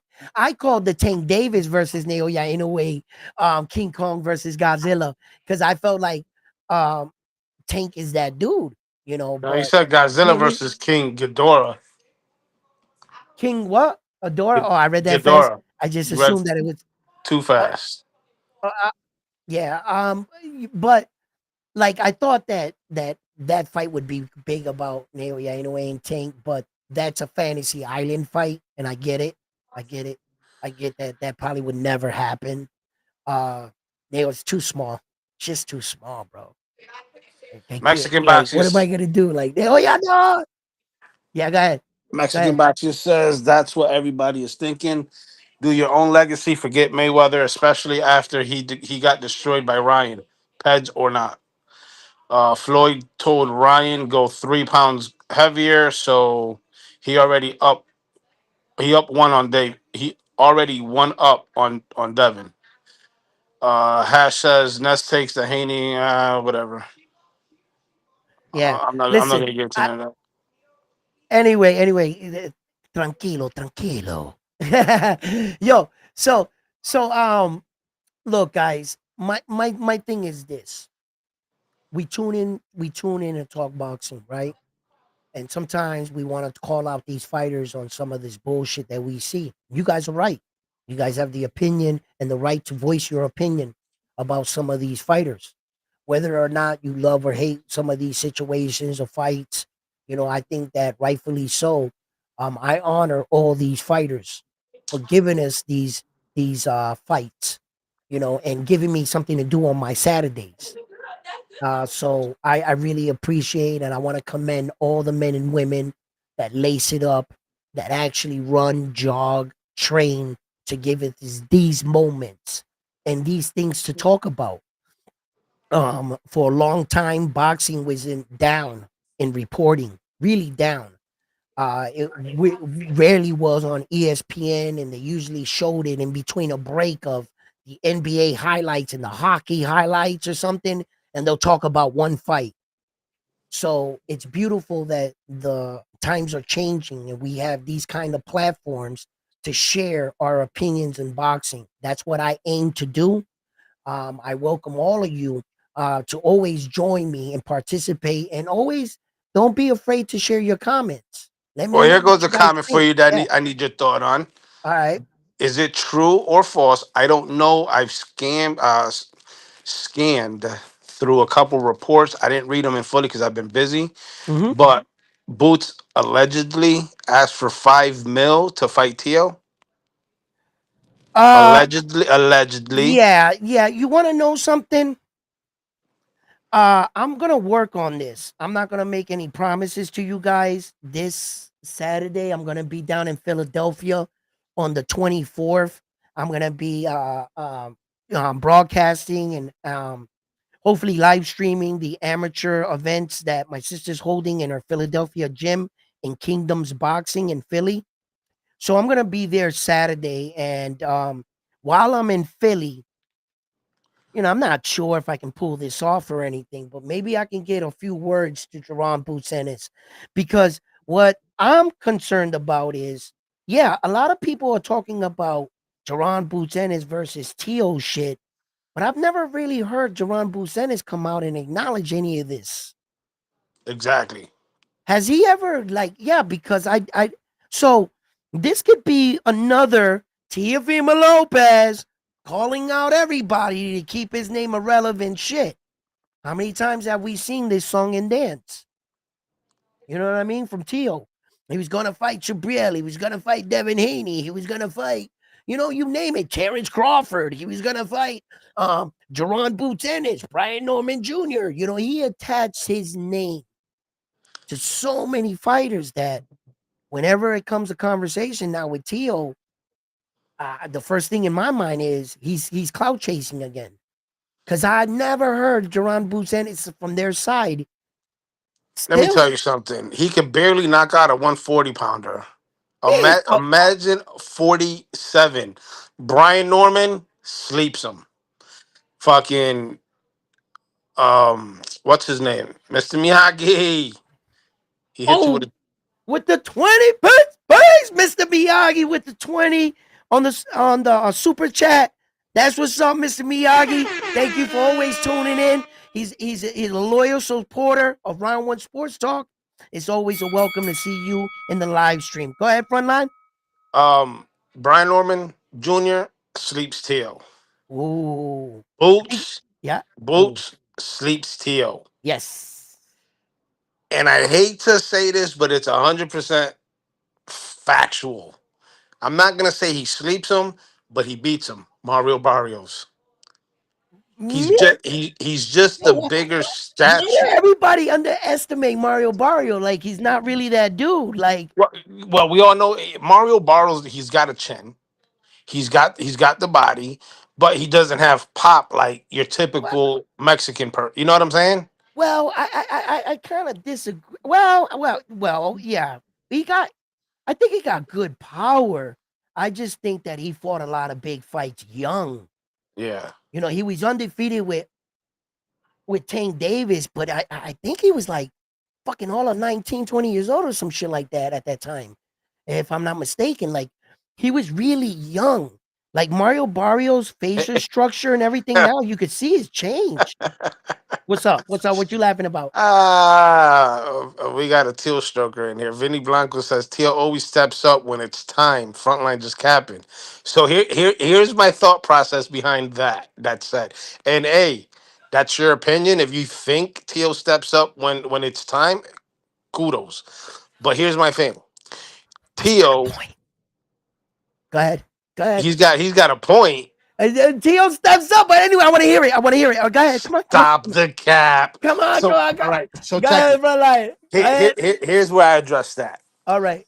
When he offered Matias, or they, I'm not even gonna say him, when Top Rank offered Matias fight the first time, I'm gonna have to that stop you right there. that I'm sorry. I'm gonna have to stop you right there. That's not shoot. his question. That's not his question. Well, You I'm got. gonna I'm He's gonna saying I'm he steps up in the big fight. Now you got to make him a comparison to a wait. fight he Oh, actually had. is that what he meant? Yeah, he steps up in the big moment No, he didn't say that. He said he steps up when it's time. when it's time. Yeah, that's the same thing as the. Well, he the didn't step up when he got offered his highest payday against Matias when Matias was 100% healthy and his highest pay fight, his highest payday to date. He didn't step up then. well, to his defense, neither me or you were in the room. We really don't know what happened. Tr- True, You but know. then again, when the first offer came through, he offered it to Matias when Matias' hand was hurt. Uh, Now, do I agree? Tio, let me tell you something. At 40, yeah. he's not knocking none of the top dogs out. I'm sorry, How he's do you not. how do He you know does, that? dude. He knocked down a compass, and it took my if I remember correctly, it's what 6 or 7 rounds. Ojo Santiago in Puerto Oh. Rico knocked them out in the second round. Yep. You get you get what I'm saying? Does okay? Let me put it like this. Does Tio have skills? Absolutely, he does. He knows how to move. He knows how to work the ring. The question that I'm saying is he doesn't have pop to keep the top dogs away. Prime example, Gary Antoine Russell. He won't be able to keep Gary Antoine Russell away. Um, I'm not sure about that. I think that okay. See, here's the problem with boxing, right? The weird thing is that the guys start going up in competition and then sometimes their knockout percentage goes down.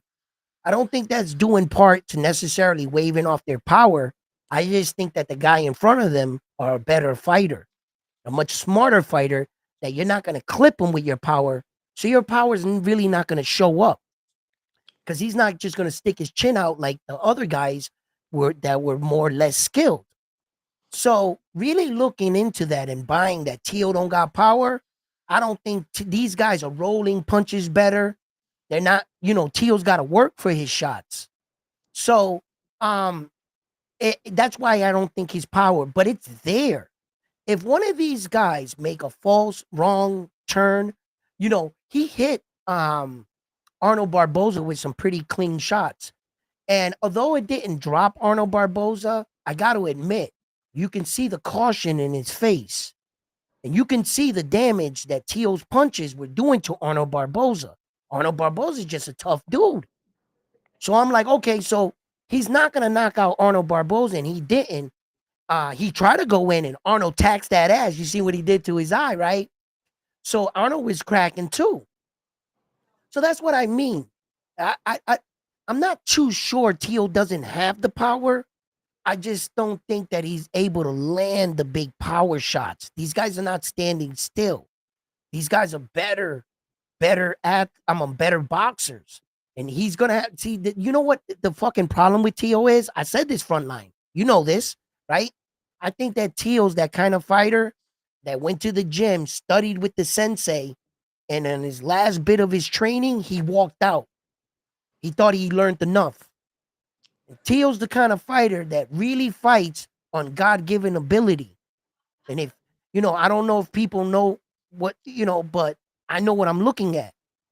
Tio's not getting any better as it goes into adding weapons to his arsenal. but to He's Teal's not getting defense, better there. let me address Vinny real quick. I'm not a Teal hater. I don't like Teal, but I'm not a Teal hater. I don't Yeah. like him, but Mhm. I'm not a Teal hater. Now, if let's just say Teal versus Haney, I think Teal beats Haney. Let's I don't know who. Let me see who else is at the 140 division that I can argue. Cambosa's. I mean, shit. If Cambosa's beats Hitchens, I think beats Teal. It's just he's a smarter boxer than Teal. Teal sometimes gets a little reckless. Um, Liamparo. I think Liamparo. I think Teal can outbox Liamparo because It would be a different fight it because would be Teal. correct. It would be a different fight. It would be a Now, yeah. Yeah, it would. the one that I say Teal definitely loses to is Julian Matias. That pressure is gonna be That's because crazy. no. That he would really batter. Teal gets hit too much for me. You seen what fucking Klajic did to his face? Both his fucking eyes were after the fight. He was Look stank. at what Sander He was Martin did to him. Sander he, Martin dropped him arguably 5 times, but they didn't count all of them. well. Nah, well, okay, yeah. Well, not. I don't think all five of them were, but look, check it out. Listen to me. Uh, if he can get that touched up with those kind of guys, put Subriel's damage on him. Right I don't now, know. I don't now know look though. I don't know. now. I don't know. I don't know. What I Take it would away, Frontline. agree, Take it away. what I I got would, something. Hold on. Dale, what I would agree with Vinny on is when it's the big fights, like what he did with Josh Taylor, what he did with Loma. Yeah, he showed up for sure. But when you're talking about you bugging, you lost to Paro, Till Beach Paro, what we smoking tonight. So see, Vinny, you must be a casual because you believe in that quote unquote triangle theory. Just because, for an example, Pyro beat Matias, Hitchens beat Pyro. So in your theory, you think Hitchens beats Matias. No, it doesn't work that way. Styles make fights. Now, that being said, Tio is a skilled fighter. I will give him that. I personally don't like Tio, but I don't like Haney either. But I got to give credit when credit is due. When he fought Josh Taylor, when he fought Catterall, and when he fought Loma, he rose up to the occasion. But he struggles with the lesser tougher opponents like a Claggett, Sander Martin, fucking Jermaine Ortiz. He struggled. He's over here, doing shorts, doing live, saying that Canelo fucked up. He didn't even know how to cut the ring against Skull. Well, let's look at your last performance. When you fought Ortiz, you couldn't cut the ring. When you fought Barbosa was applying pressure. You was on the back foot the whole fight. Yeah, you did your thing, but at the end of the day, he's quick to criticize other people. My thing is that got me at 100 with Tio is when he says that he beats Matias easy. I don't know about you, but I would love to get a job where it's fucking easy and I get a big ass payday. You get what I'm saying? Like I would have took that Matias since it's an easy fight. He gets him out in 4. I would have took a $4 million pay and got him out in 4. Easy work, right? That's that's how I look at it. I don't know. I Yeah. might be bugging. I might be a little Well, biased towards Puerto Ricans, but I mean, it is what it is. But matter of fact, Dominican fighter, Ojo Santiago, yeah, Alfredo Ojo Santiago. yeah. I think he gives Tio a run for his money. Yeah. That's a good fight. That's a good I fight. I think like he that gives. style. I like his style. I think he's a little bit more active than would have been than Jermaine Ortiz in that fight. I think Jermaine thought he might have had it in the bag and pulled off the gas. I think he would be a little bit more aggressive. Yeah, I like that fight right there. Um, like I said, Tio versus Haney. Listen, if Haney stays disciplined, Okay, he could espérate. he I'm could beat sorry. Tio. Go ahead, Bob. All right, I'm sorry to cut you off right there. I got to answer that right here. right? I heard a guy, I forgot where I heard it at, but he did do a good explanation on it, and he was honest. I think he called in on the show or something. I forgot where I heard it, but he said that they can't the brothers can't afford to lose this one against Teal. They want to make sure they get this win for all the disrespect they feel like Teal's showing. And they feel like if they was to put him in with Devin Haney, the consensus anyway, this is what I'm being told, that would be a 50-50 fight. With If who? they act with Tio and Devin, that would be a It 50-50 it fight. is. It is a 50-50 And fight. then what they're saying is they don't want the Devin and Tio fight. They want somebody to whoop Teal's They want ass. they want Jerron Boots Ennis and Tio because they want it. They They want respect on their shit. yo, yeah, they want to guarantee and they want to see justice in most of those things. Now, what I say is I remember there was a once upon a time where Tio was in a really dark place. He was going through a divorce, his wife, kids, and I've seen a lot of these channels bash Tio. A lot of them were a certain um ethnicity, right?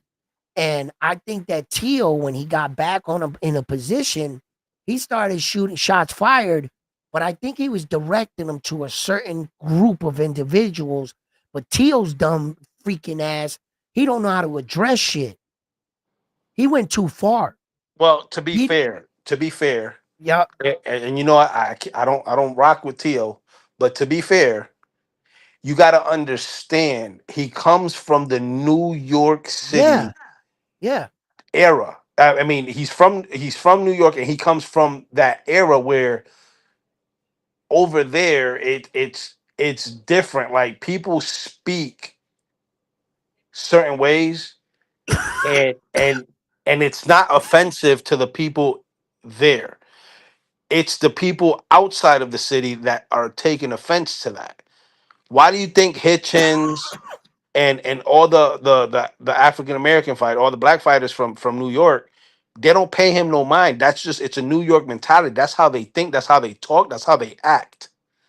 So they're not taking it as serious as the other fight, or the other black fighters in the weight division or above. It doesn't matter. Whatever it is, they're not taking it like that. Now, Haney, here they say it's a 50-50 fight. I can see where that plays out, right? The thing with Haney has to stay disciplined the whole fight. And to stay disciplined against Tio is gonna be hard because Tio's swift. Tio is slick. Tio, you're on mute, Edwin. That's why they want Jerome Boots Ennis. Right. Tio, Yeah. I'll tell you right now, Haney ain't knocking no goddamn Tio out. Mm-mm. But Haney could outbox Tio for 12 rounds. Yeah. Um, can he catch him coming in with a punch like he caught Regis or like Cambosos caught Tio? Possibly. Yeah. Hash, don't try to push Tio off to my neck of the woods. He's from New York. He ain't from no goddamn Florida. No, that's still second home. Stop it. Uh, When he's in Florida, bro, you guys do know he stays with Frontline, right?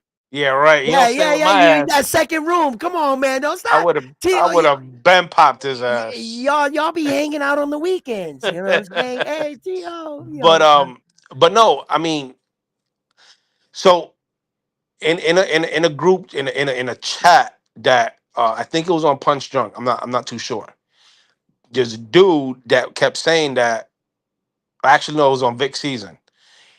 It was a dude that was saying that Teal's looking for greatness, meaning he wants to fight Boots because he'll become lineal champion at at 47 if he beats Boots, right? mhm.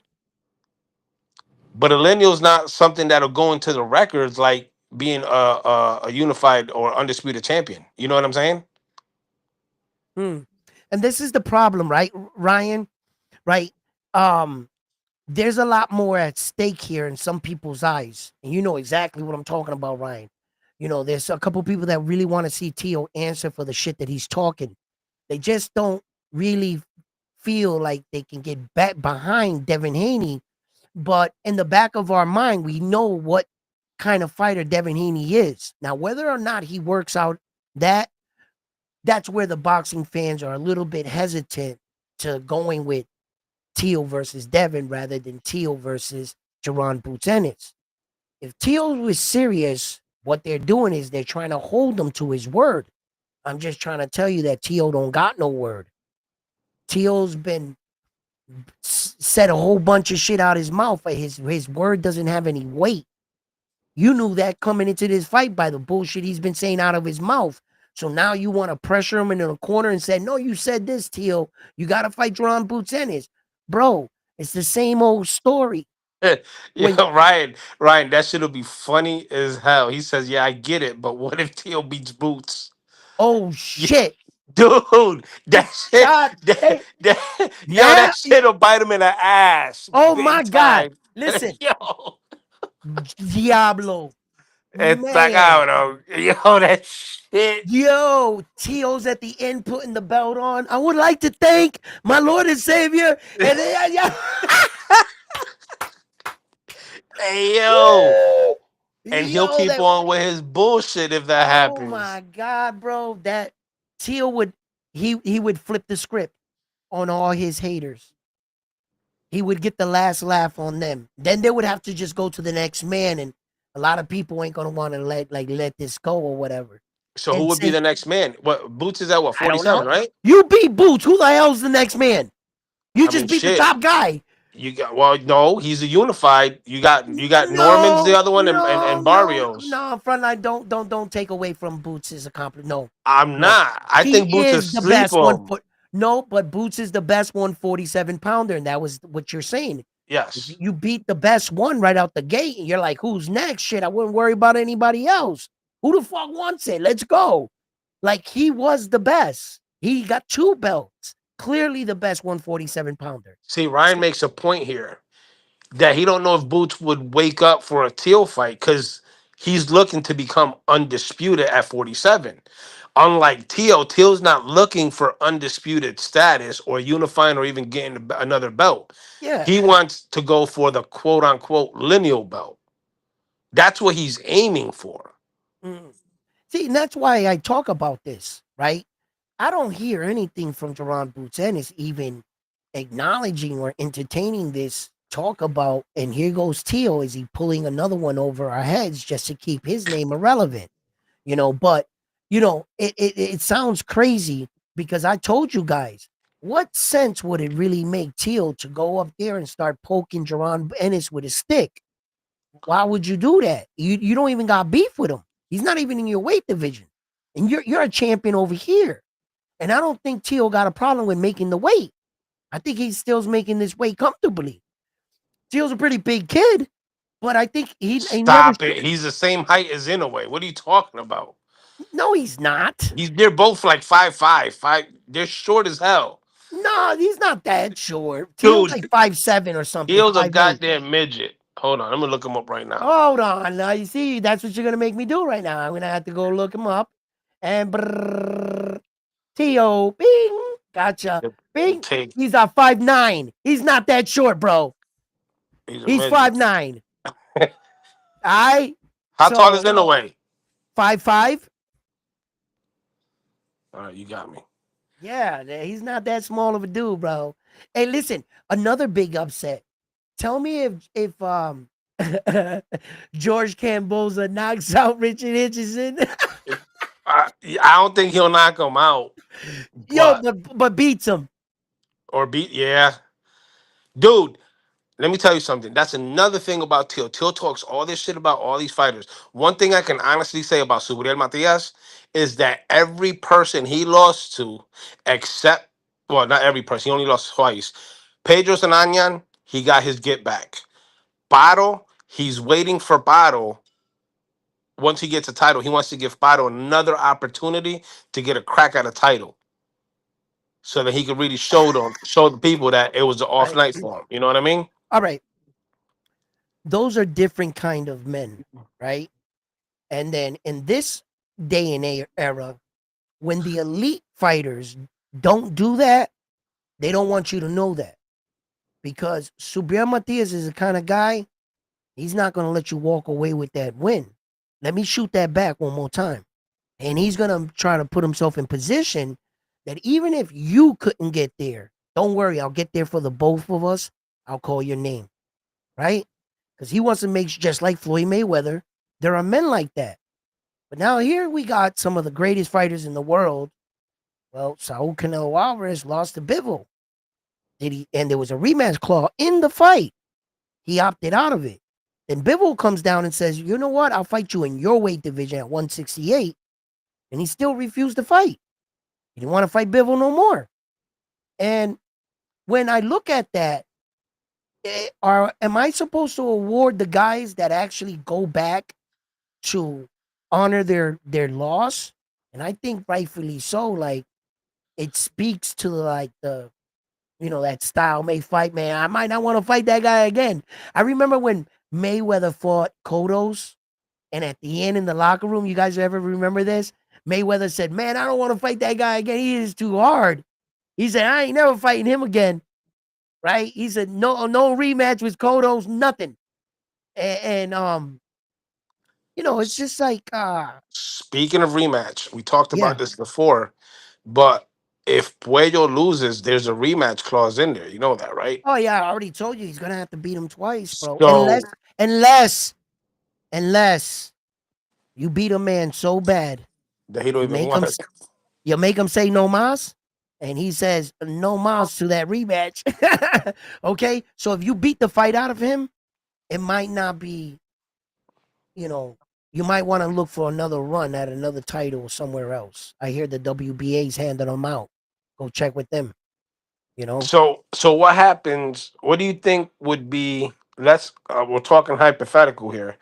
If Matias, how do you think the 40 division will shake up if Matias beats Puello, right?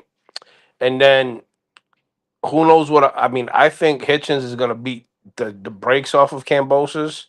But on a hypothetical, let's say Cambosos pulls it off against Hitchens. either Now, way, it doesn't matter. Either way, what you're trying to allude to is exactly what my man said in the chat that do you Mr. think Miyagi. Teal? Do you think Teal would want the rematch with Cambosos at 40?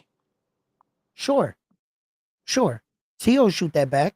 Absolutely. If Camboza made himself like champion or something, and that rematch between that'll sell out there. Camboza and him will get a good coin for that fight.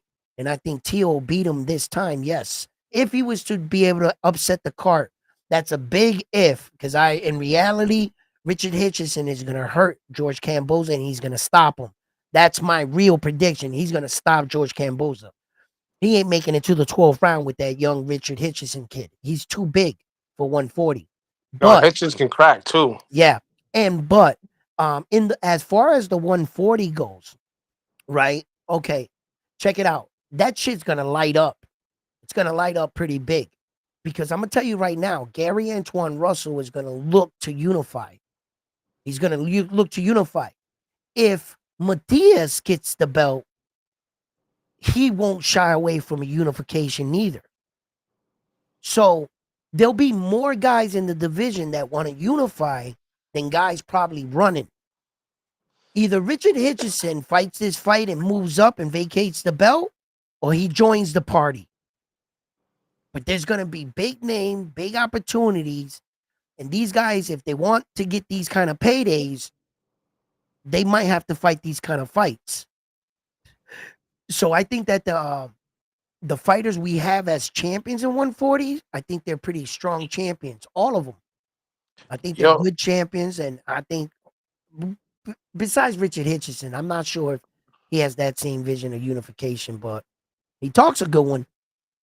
they're talking in the chat about Andy Hirioka Yep. versus Gary Antoine Russell.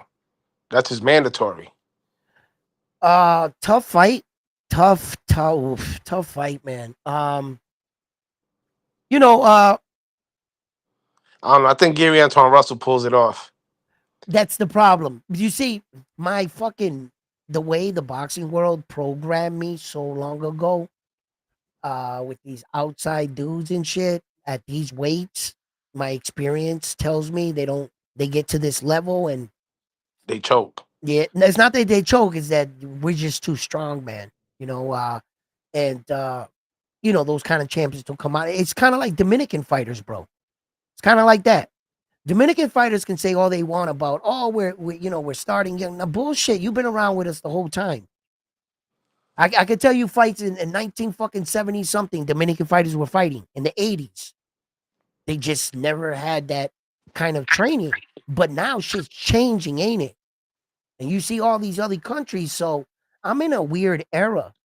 It goes against my thinking. And the Japanese do might give Gary Antoine Russell a good fight, but I'm with you on that. I think Gary gets the job done. I do. I think he comes from a smart boxing family. He's riding on a high. He's young. He's strong. He's learning with every fight. That Puello ass whooping. He should have learned something from that. That was a boxing lesson that day. And that was a lesson in learning how to make adjustments. So he's been through these lessons. He's challenged. He's a world champion. I like Gary Antoine Russell, and I think he'll be the one to make the first step of a unification out of all those champions at 140. And if he can get that shit started, that unified train, maybe the others will hop on board. Well, And that, here's the good thing about Gary Antoine Russell, right? Because think about this hypothetically, okay, if Matias loses against Puello, if that rematch between Puello and Gary Antoine Russell would be for unification, so it'll be a much sweeter rematch than fighting Puello for not for a unification, if that makes sense. right? Okay. Now, interesting enough, that speaks to the situation we were talking about. The kind of men that go back and fight the guys that they lost to get that win back. That would be really big for Gary Antoine Russell. Whether or not I think he could pull it off, because I'm gonna tell you, Puello did much more than just whoop his ass that night. He outsmarted him. Let's just Yeah. be honest. He was the better boxer in that ring. And when you face that, you got to be honest with yourself. You're gonna want to get it back. And the warrior that's Gary Antoine Russell, there's a lot at stake here. I'm not sure if he's just gonna, Mr. you know, Miyagi's coming at you. mm, He says, "Stop playing that, dude. Andy's gonna sleep, Gary." listen. Uh, okay, man, but it's just I gotta see. He's gotta make me a believer. Yes, I want to speak like, yeah, you know what I mean? And something inside is just like, Edwin, chill. We've been here before. I saw Anthony Joshua come to New York and get wiped down by a Mexican this big eating a Snickers bar. Okay. And the Destroyer Ruiz. All right. So, and then I saw this Adonis of a man, AJ, walk with abs like chiseled. All right. I've seen that shit where I thought that guy was supposed to knock out that guy. So Gary Antoine Russell right now, if I'm gonna, he's gonna have to show it, bro. Who's the highest weight right now?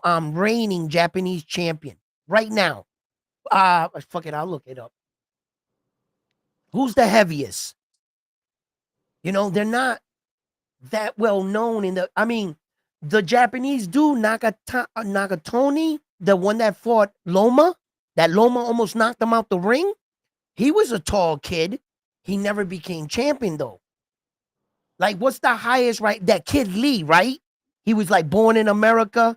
I'm not even sure he speaks Japanese. Brandon Lee. I don't even think he speaks Nah, Japanese. yo, you know what's funny? Brandon Lee's half Mexican and half Japanese. Oh, see. So is I like does he even represent Japan? Like, is he representing America? Like what?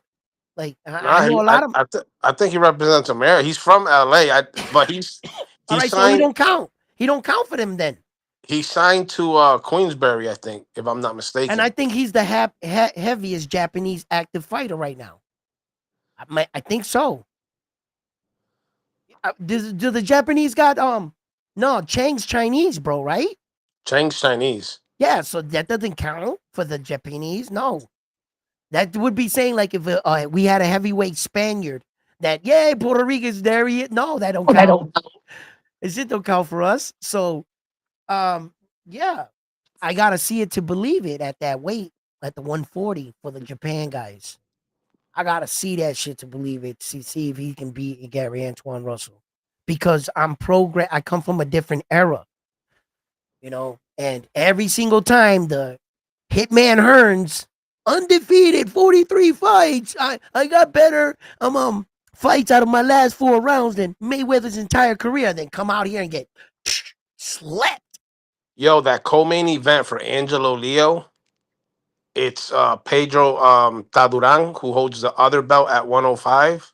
Yeah, He's fighting against a Japanese fighter who's southpaw. He's 11-1 with 9 knockouts. He lost against he got knocked out against Pedro Taduran their last fight, which was July 28th of 2024.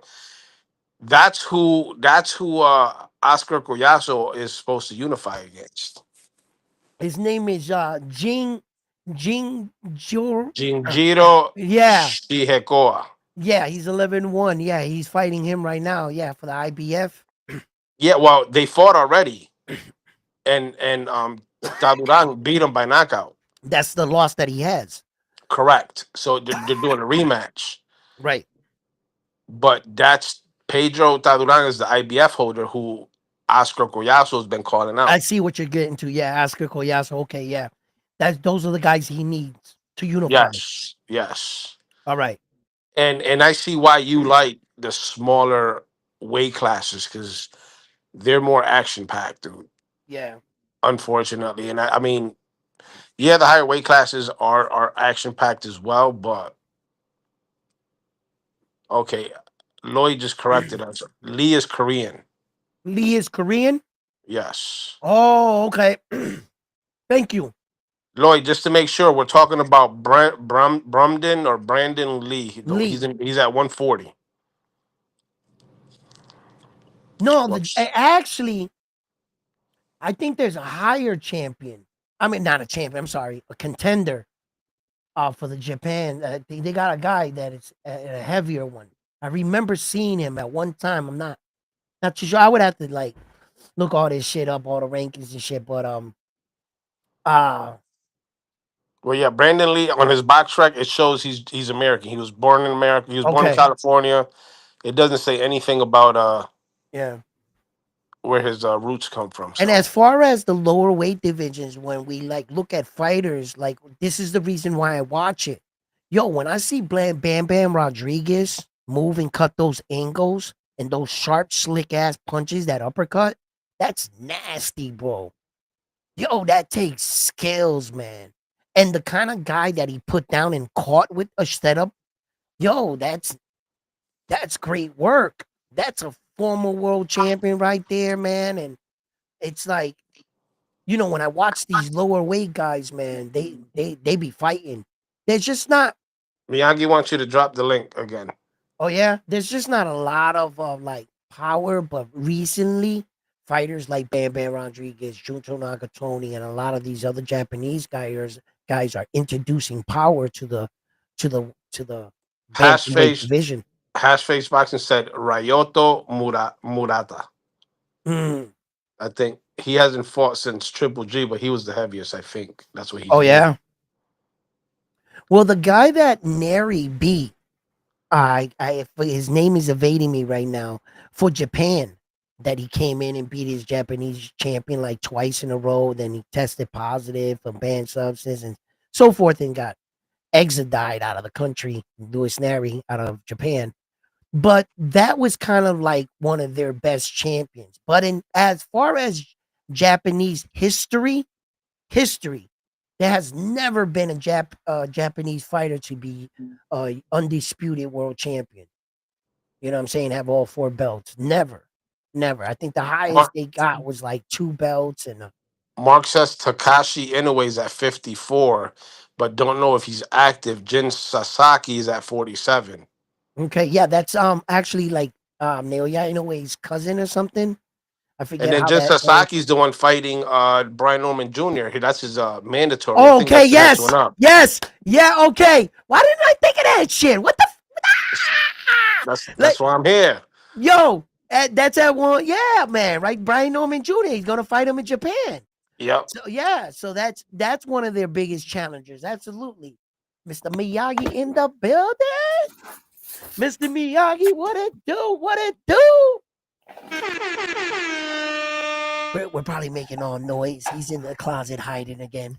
It's mad late over here. You Mr. all right? Miyagi, how you doing? Yeah, very good. No, I'm out in the conservatory actually. Yeah. Talk to me. Talk to me. What's on your mind? No, just what were you saying about the heaviest Japanese champions? Because Jin's going to be fighting Brian Norman. Right. Be He'd go Yeah, down as the first that's welterweight Japanese yeah. champion. That's what me and Bear Frontline just came like the last 3 seconds before you pulled up. We were saying, "Oh shit, yeah! Why didn't I think of that? The biggest Japanese fighter, the heaviest, in whatever weight division, whether he was champion or not. What's their heaviest one in? And he's going to be fighting Brian Norman Jr. Jin in Japan for that belt. So Brian's got a tough fight on his hand too. Both guys, both of them can crack. They both come forward in your face. Jin, you know, he's good with setting up his punches. I think Brian Norman Jr. little flat footed, but what he lacks in ability to move, he gives something back in power to back the guy up. So I like how Brian Norman Jr. works and shit, but for me, actually, this is a 50-50 fight. I don't know who you guys got in this fight, but Japan I, has a It'd what's go up? either way. It'd go either way because Jin's real leaky on Yeah. defense, but he's got a decent. He's got decent head movement because he likes throwing Mhm. hooks right from the floor basically and swinging his whole body left to Right, right like Mike right, Tyson. right, I could see him getting caught, but at the same time, you could see one of those massive looping left hands that he throws getting round to Brian Norman's right, guard. right.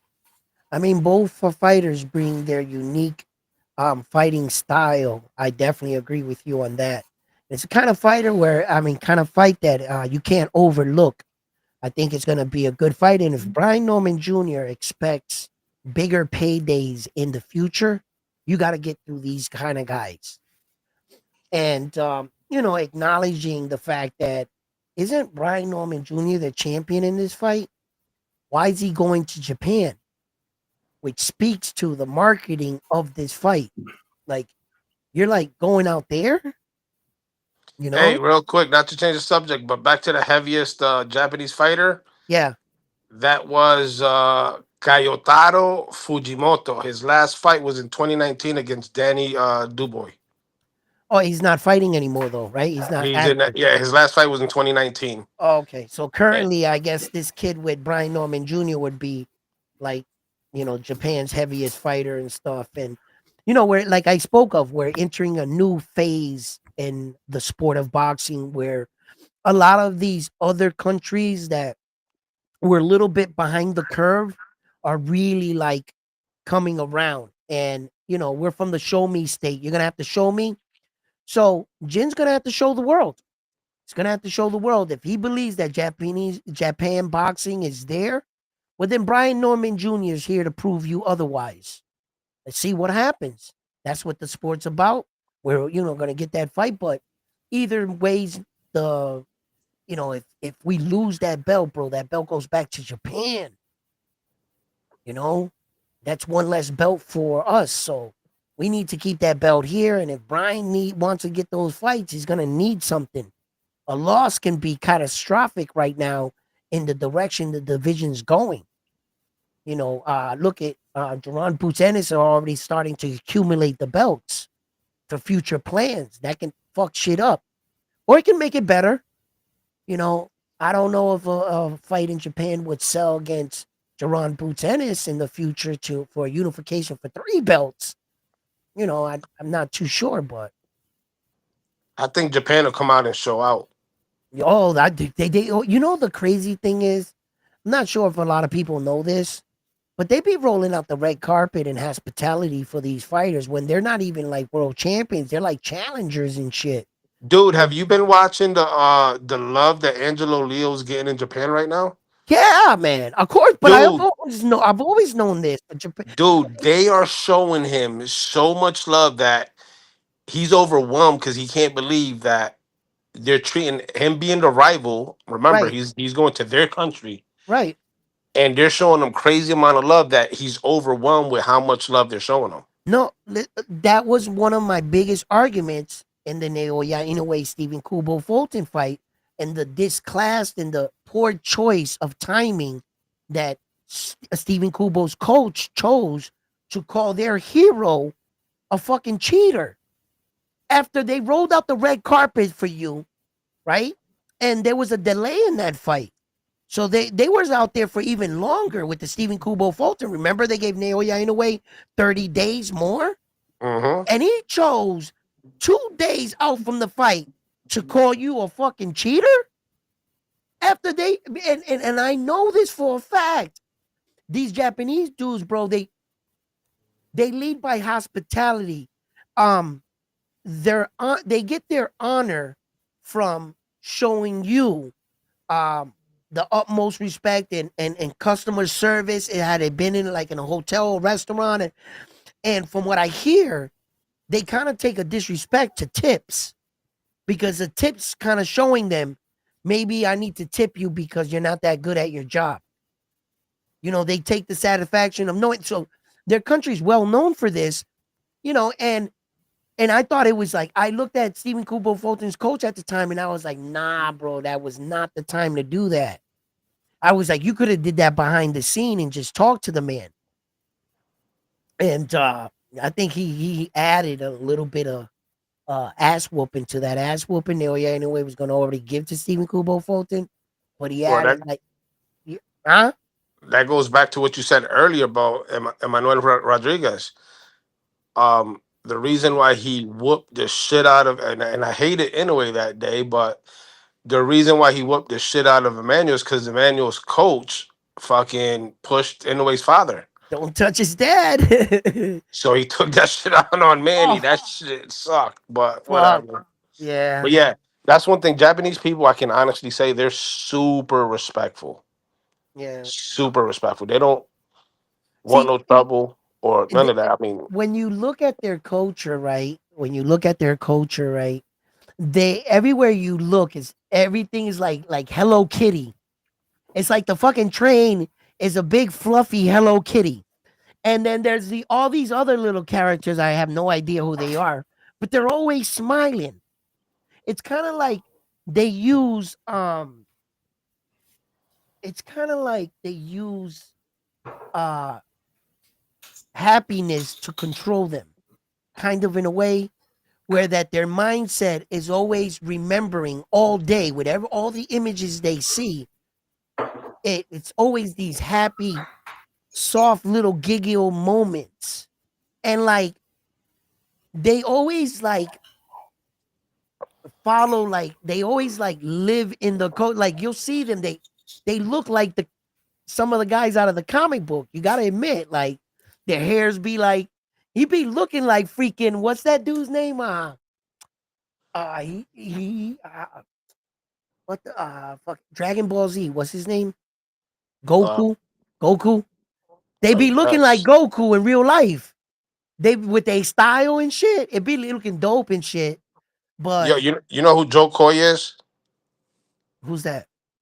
He's a comedian. Oh yeah? So I'm gonna send you a video, right? All right.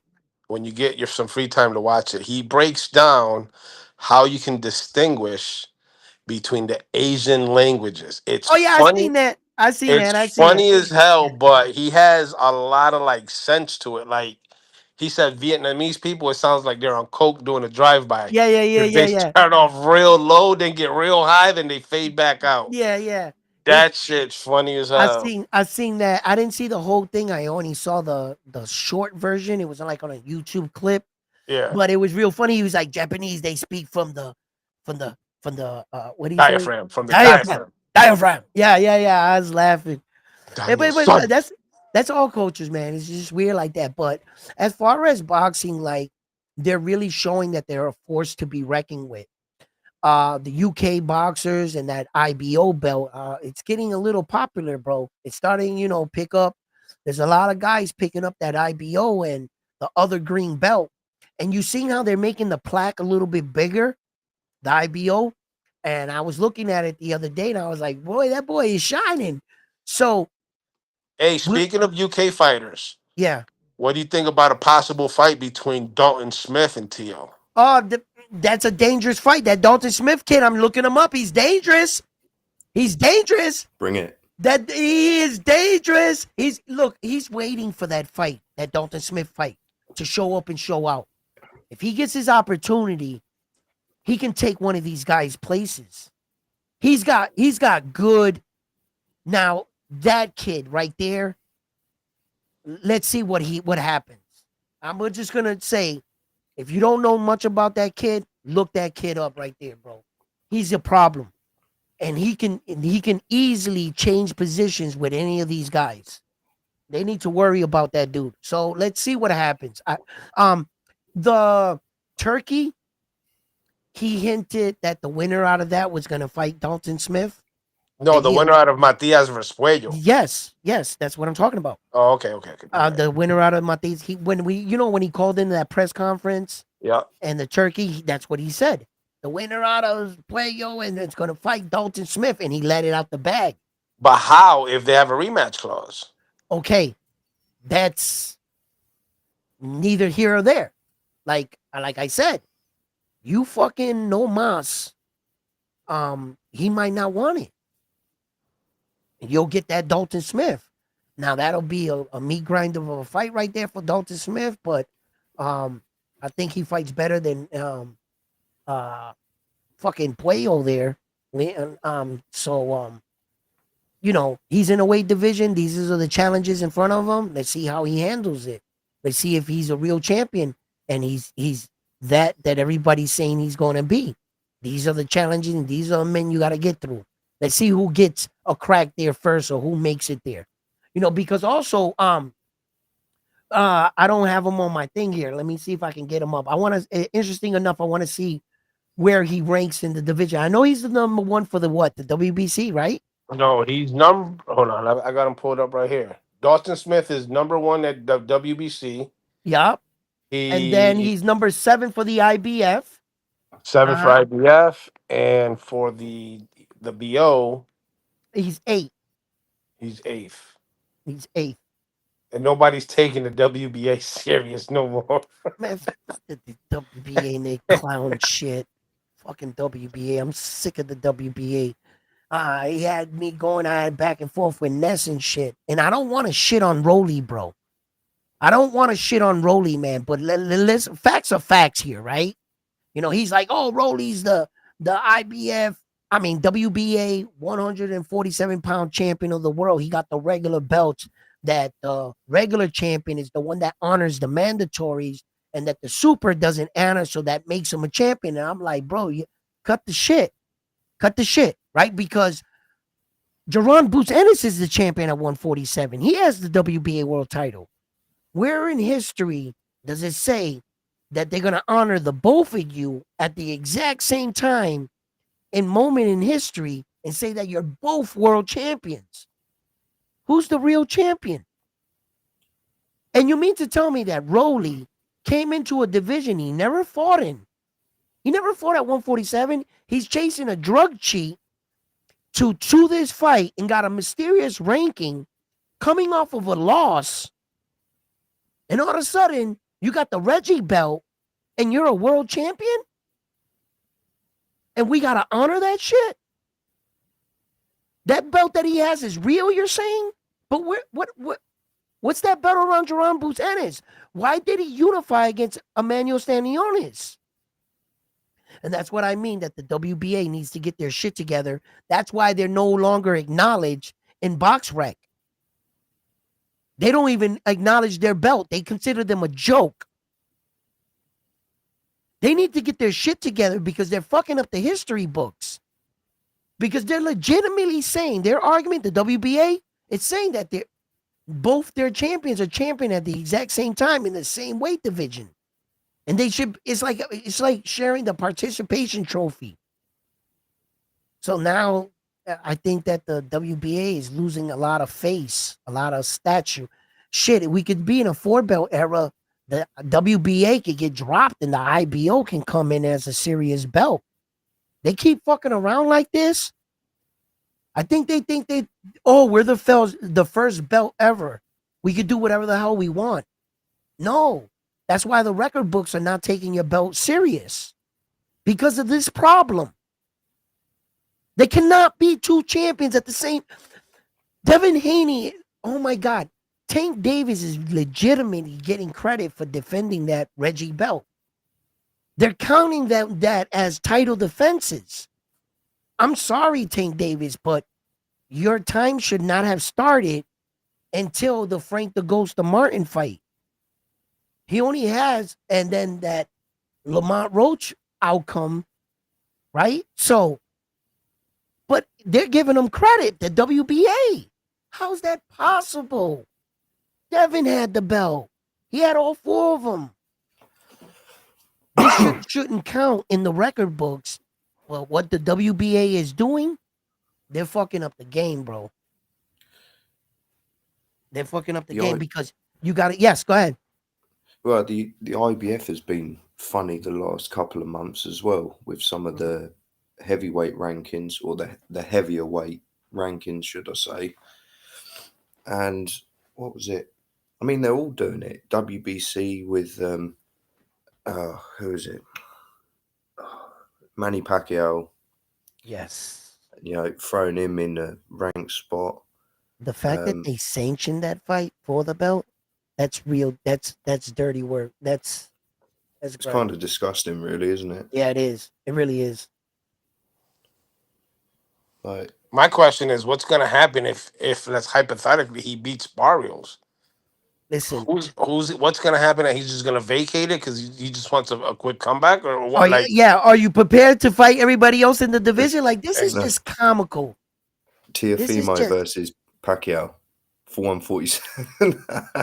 And the funny thing is, Teo's a coward like that. He'll end up taking that fight. He'll take that fight. He would.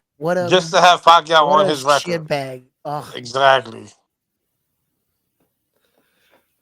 I can't believe that this WBC sanctioned this fight from a man that has almost 5 years in activity. He was at the threshold of being elected in June into the Hall of Fame, where he would have completed the 5 years inactivity. You mean to tell me after that long stretch, you came back and got a title shot and they approved that shit? It's truly where you see your name can carry weight here, and this is just ridiculous. Look, fantasy world, he wins it. Ryan, unfortunately, I think Pacquiao sleeps Haney. Haney versus Pacquiao. Oh my God. I think Pacquiao might because Pacquiao, well, he is older, but if he still moves how he used to and cracks like he used to, he'll sleep Haney. I don't even think he's half of the Keith Thurman Pacquiao, let alone. What's gonna end up happening is that Mario Barrio is gonna brutalize Manny Pacquiao, and I really don't want to see that, to tell you the truth. If I'm gonna step out of like this fantasy world and think about what really might just happen and what I'm about to witness, I'm about to witness a strong Mario Barrio piece together Manny Pacquiao, and I'm about to see a really battered, bloody, closed eye version of Manny Pacquiao getting stopped with a body shot or something. and watching him go down like that. Let's just be honest with ourselves. What was it? His last fight he had? He had it with like a fucking, what was it? A Thai bow fucking boxing guy there, and he got his ass whooped. You mean to tell me that Mario Barrio in his prime, this strong, doesn't have more than that guy?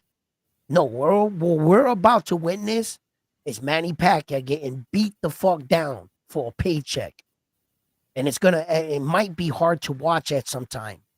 Manny Pacquiao is not catching up to Mario Barrio. He doesn't have that lightning speed like that, and Mario Barrio is too long. And when at 46 years old, Manny Pacquiao is going to try to use those bursts, he's going to gas out. By the fourth or fifth round, he's just Fuck going to around, he be might catch a Charlie horse. he's just gonna be in the ring, and that gear is not gonna be able to kick on like it used to. And Mario Barrio is gonna bludgeon Manny Pacquiao, and this is gonna be a sad case where you mother really like allowed this to happen. Do you think this will happen? Hash just said Barrows is too nice. He will probably carry Manny for 12. Carry Manny to where? To the cemetery because he's gonna beat the shit out of him, bro. You think Mario Barrio is gonna like have remorse? This dude is gonna go in there. He's got to defend his belt. The last time he took it easy when he dropped the guy early, he ended up getting dropped. Mario Barrio, he's not. Listen, these are sucker moments, bro. It's like Jake Paul fighting 50,000-year-old Mike Tyson. You know what I'm saying? He's really gonna beat his chest on this win. The fact that Mario Barrio took this tells you everything. He's not in there to hold Manny Pacquiao's hand. He's gonna try to end Manny Pacquiao right there, bro, and walk away with like I beat the famous Manny Pacquiao type shit. The fat man, listen. He and when reality sets in and we see this happen, I'm gonna tell you I told you so. Ain't gonna be no miracle punch. Ain't gonna be none of that shit. Manny Pacquiao ain't gonna have enough in him after the fourth, fifth round. His body is not gonna respond. How do you see it, Mr. Miyagi? What with the Barrios and Pacquiao fight? Pacquiao, yeah, It'll be fun for 4 rounds, and that's it. Pacquiao will look like Pacquiao for 4 rounds, and then it will just be horrible to watch after that. That's how I see it. that's it. That's exactly how I see it. It's gonna be Because horrible to watch after the fourth. Barrios he just loves the wars. He just Yep. it like was it his last fight that he had. That was How's the money line brutal. look? How's the money line look on that fight? So I have no idea. Mm. I'm not. I'm not. You know, like I said, there's a distasteful part of the fight to me. I'm not saying I'm not gonna tune in and watch it because, this is what I do. I'm gonna probably watch the fight. But you guys Hey, know me. I, hey, Sam, I don't that's the gamble. Puerto Rican way of how we spell it. Retire. You misspelled retire in your I title. did. Yeah. So he put retire. LOL. No, no, no. I, Retire it's like it's yab, just, yab. that's the I'm gonna Puerto get a Rican way. yab. Retire. Yeah, yeah. I'm going to get a yab. You know what I'm saying? It's not job. It's yab. You know. Why you so stupid?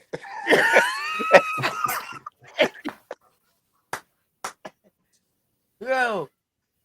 Boxing outcome says, what if Pacquiao wins? How'd you feel then? Winning doesn't really put him in a good position. It puts him in even a worser situation. But financially, it's where he would want to be. It's no secret. Manny Pacquiao needs money. That's no secret.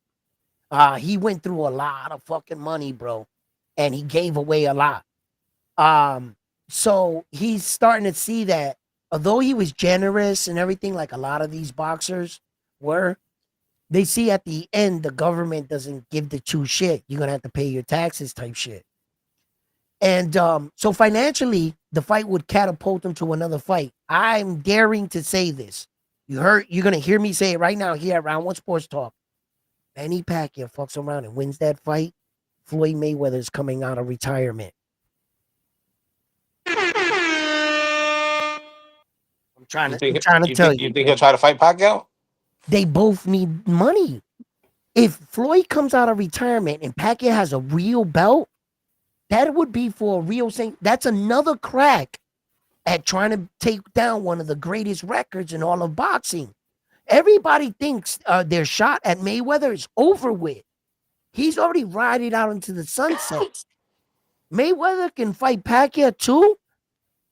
How much money you think that would generate, A right? lot. And then on top of it, this really means something. You know why? Because if Pacquiao beats Mayweather this time, yo, But let's Mayweather, see. your little undefeated record goes out the window, and people will pay to see that. People will pay to see one more shot at Mayweather. Everybody, we don't think it's a done deal. He pulled it off. He's gone. All the Mexicans, they hot. Then all of a sudden, Manny Pacquiao does this. It, all these dudes need money. They all do. And that fight right there would put Manny Pacquiao and Floyd back probably on the positive side of things. They need each other. And that's all that Manny Pacquiao got to do.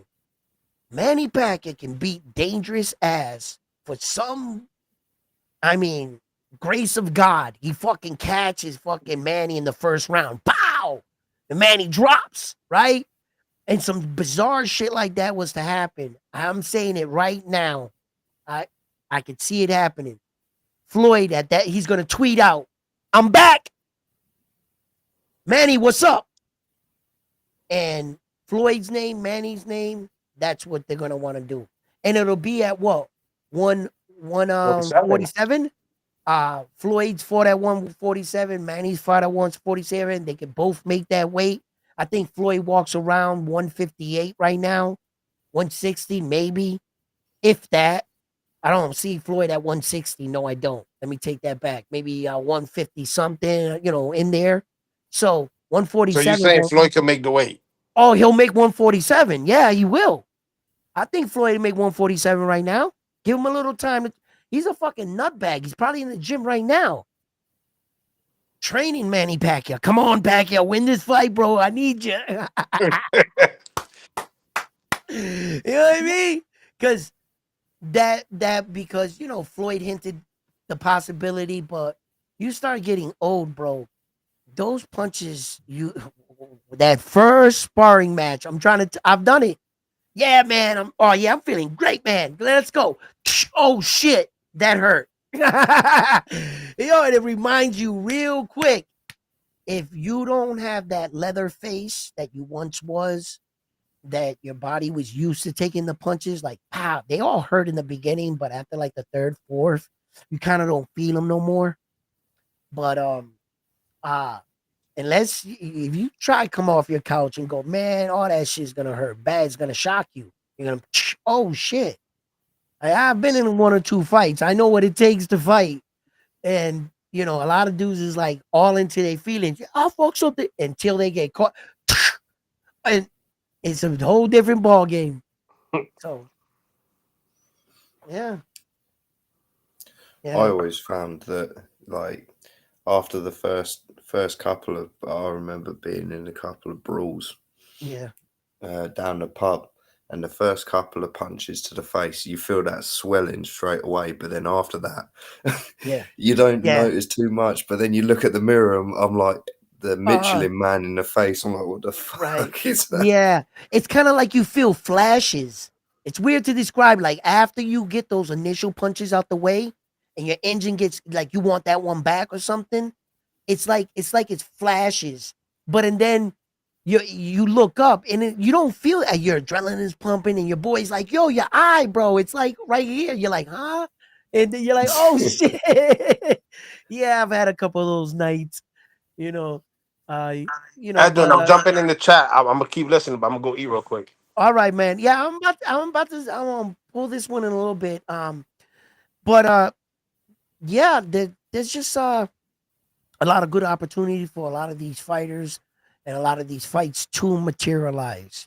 The top of the conversation out there right now in the boxing world is whether or not you would entertain a fight with Teofimo Lopez, with Ron Boots Ennis versus Devin Haney.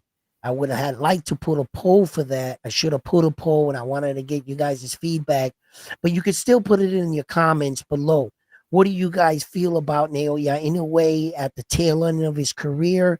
A lot of things I talked about was like in reference to a lot of the elite fighters of today's time, where that you see them on the tail end of their career and their competition gets less and less and less.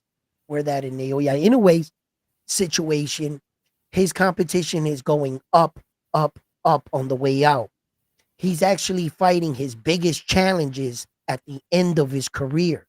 He's fighting his version of David the Monster Benavidez, where fighters like Saul is not taking that big of a risk.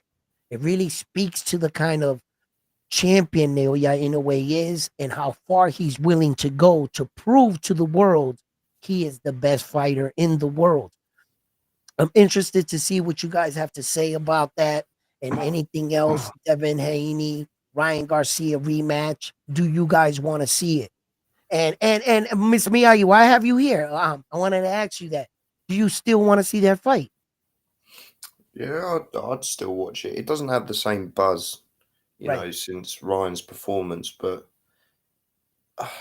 I'd still watch it if it happened Okay. because And it's just it's up in the air. Like it's right. still interesting, still intriguing, and I don't Mm, like the way that I know some people were calling in on because I listen to TBV when mhm, I'm at work, mhm, um, and they're calling in saying that they don't want to see that, and I'm like, well, why wouldn't you? Because we saw Devin get his face punched in, yeah. in that first fight, even though it was a no contest and whatnot. Why wouldn't you want to see Devin, punch up Ryan for 12 rounds? Right.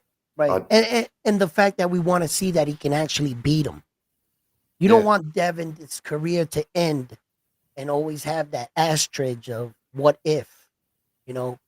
Um, and I still believe that the fight has value, has value. But now, as far as career wise, right? Is it good for Devin Haney? There's no belt on the line. Really doesn't put him in the direction where I believe he wants to be in. I don't really think he belongs at 147.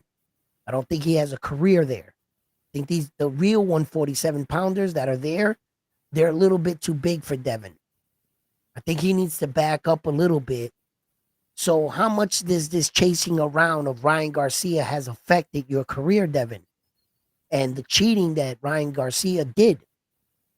I can't call him anything less than if he actually got caught, suspended, and had to carry out. It is what it is. That's what you are. So how how much are you willing to give to get this back, Devin? And how much is it going to cost you? So you're not no longer fighting for belts. You're no longer in a stable weight division. Do I really believe if you beat Ryan, you're going to go on a run in 147? I don't think so. So why are you there? Why shouldn't you be preparing to fight the guys at your weight division that you're going to make a run to be champion? Because Devin should be nothing else. Once you're a unified champion and all that, you put your name in a category where that you should be fighting for belts. So chasing Ryan for how far, how long, how much are you going to give behind this? And is it, you know what I mean? So I think it's worth it. I think the money's worth it. I think the him chasing it is worth it. And that's just a lot of people that they had a lot to say about that. Like, you know, Ryan lost and they're taking the loss that Rowley gave, the ass whooping that Rowley gave him, like that counts for Devin. Oh, we already saw him. He's a drug cheat. He looks slow. Up, Devin, you don't gotta fight him. Bullshit. Bullshit. Like, no, you got yourself into some shit. So there's one side of me that says he might have to answer that. There's another side of me that says, at what price? At what price? So, you know, Man, I could you even envision Devin Haney fighting maybe Mario Barrios? But I just couldn't. I look at him and I think, okay, you maybe could outpoint, like a Brian Norman Jr. But even that'd be a tall task against Boots Ennis yeah, because he would move fast enough that if Devin wanted to start running around the ring, Boots will cut him off easy. But I mhm, just couldn't see him. He just doesn't. Because I always say I don't go by a fighter's record on their punching power. But when I was watching that uh, the Ramirez fight, and Devin's hitting him clean with these shots as Ramirez is moving forward, and he's not even buckling the man. I'm mhm, like, you're going to be in there fighting big, big punches. There's, yeah, and they've both of them have been hit by big punches as well, both right. Boots and Brian. So they've got, you know, decent chins on them. So there's no way he's not going to hurt them. No, and I like Devin Haney now at 140. I think he would fare well against these champions. I think he would look good against Richard Hitchison. I think Devin Haney would look good against Alberto Puello. I also think he'll look good with Tio. It's a 50-50 fight. But if I think that those fights are tough, what makes me believe that it's going to get even easier at 147? I think the task is going to get even stronger. And why put yourself through that? Because you chase this guy. So that's what I mean. Like, as a fighter, sometimes you have to have your shit in order. Which way are you going? What division are you fighting for? The road back to becoming a world champion. You have to have a mission, a goal, be in a division. But right now, it seems like you're doing everything but that because your eye was on a prize that the other guy didn't do his part. It might have lowered the expectation of the fight or even the dollar amount of the fight because this guy went in and lost. But that's where you put yourself, Devin Haney. You got to acknowledge your part in this. This was a possibility. Might have not been an outcome you thought might happen, but guess what happened? He lost. And now where does it leave you? For your get back, your finances, all that. So, I think that I like the fight. I want to see it again. Yeah, I want to see it again. What are you guys are saying over here? They would rob the bank again. It will be a good fight if there's no Vada. Uh yeah, well, you know what? I'm not gonna hold Devin Haney to his last performance until I see one more. That performance, all of us, can we agree to one thing? We said Devin Haney wasn't gonna be the same. I think the majority of us, the consensus said when we saw Devin Haney back, and then on top of it, even if Devin Haney didn't get his ass whooped by Ryan Garcia and he wasn't that in that situation where we were second guessing his mental state as a fighter, right? Let's just say in a normal situation, he was coming off a year layoff. Ring rust was gonna be a thing. So in his situation, I'm taking both of those things into consideration. I'm taking the fact that he's coming off getting his ass whooped pretty bad and trying to get his wits about himself, just like I saw Tim Tszyu. I saw Tim Tszyu start off real twitchy, cautious. He looked like he had a lot of nervous energy. Once he started connecting on Spooner and he started connecting more, he turned into Tim Tszyu. It's kind of what I thought was going to happen with Devin Haney, but the moment never happened. So in both instances, whether it was ring rust or a little bit of more caution, I'll give him one fight. I knew that coming into the fight. I knew that this was going to be a possibility. And when it happens, everybody wants to be outraged. When it happens, oh, he sucked. He ran. Bro, y'all talked about it all the way leading into the fight. You guys knew this was a possibility. So I'll give him this fight. I'm not going to hold them to the Ramirez fight. Nope. Devin, okay. I'm going to let every fighter has an opportunity of these kind of fights. This is your one, Devin. Here you go. I'm going to give you that one. Let's see what kind of fighter, because I remember the Devin Haney that fought Loma.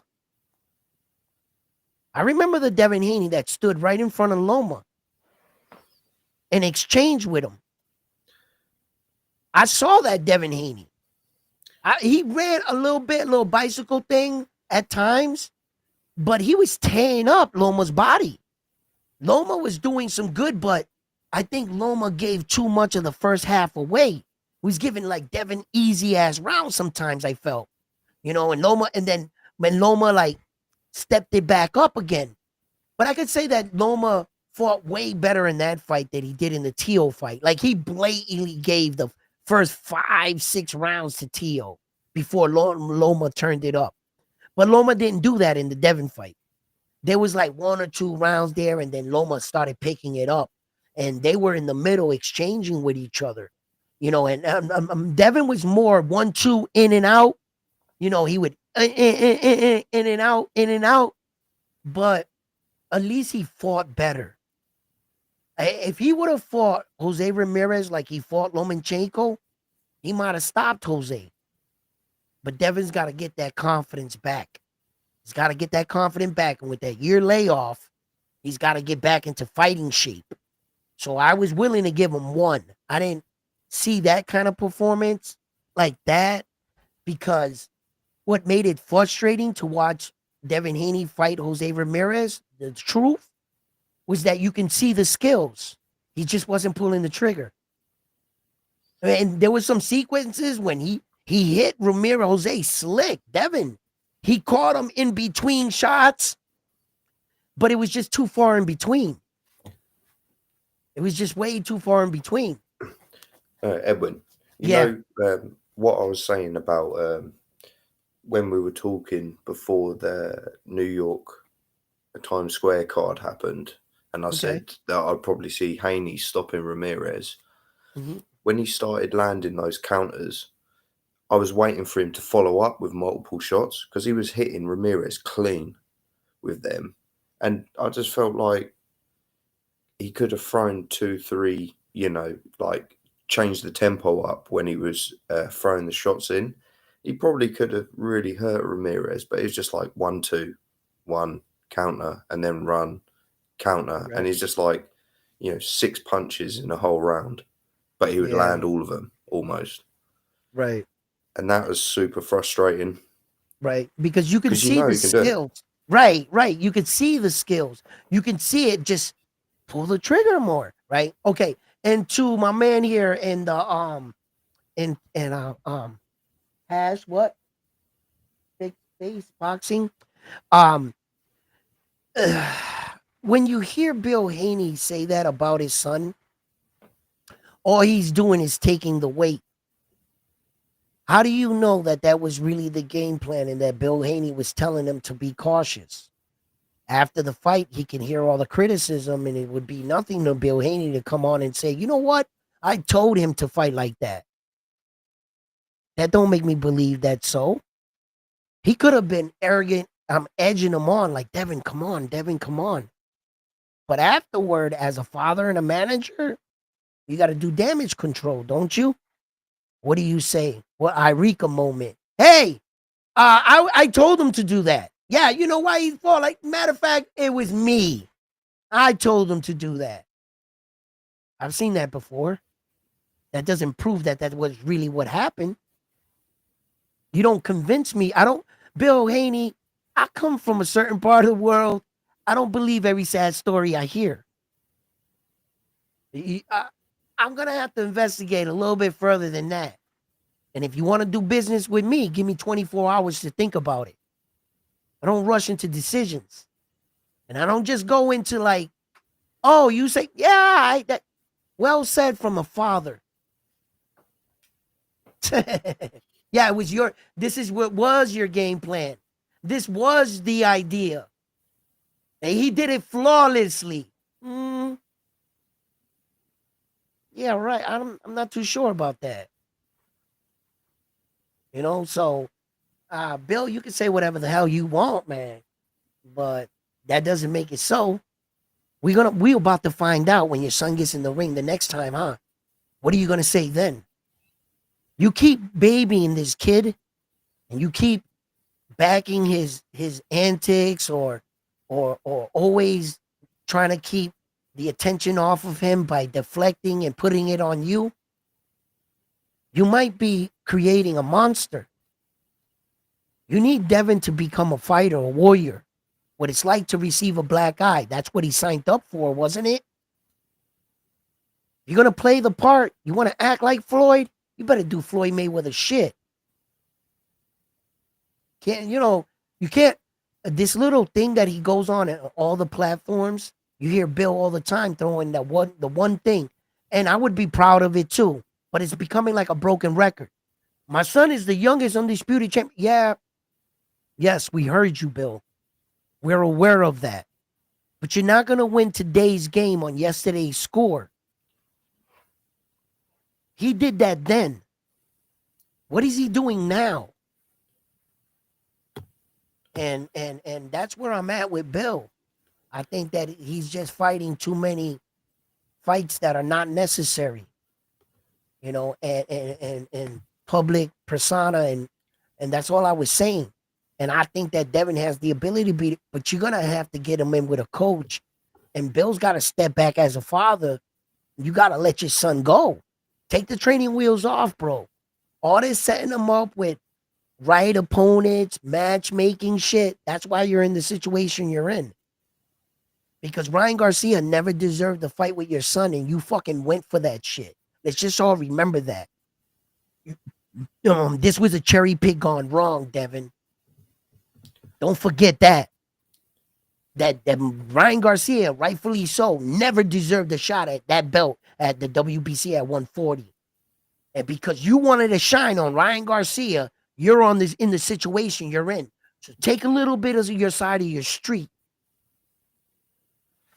How many fights did Devin have at 140? Because he He fought Regis Progress. And one Regis fight. wasn't even the most dominant 140 pounder at the time. That No, was but Tio, he had wasn't it?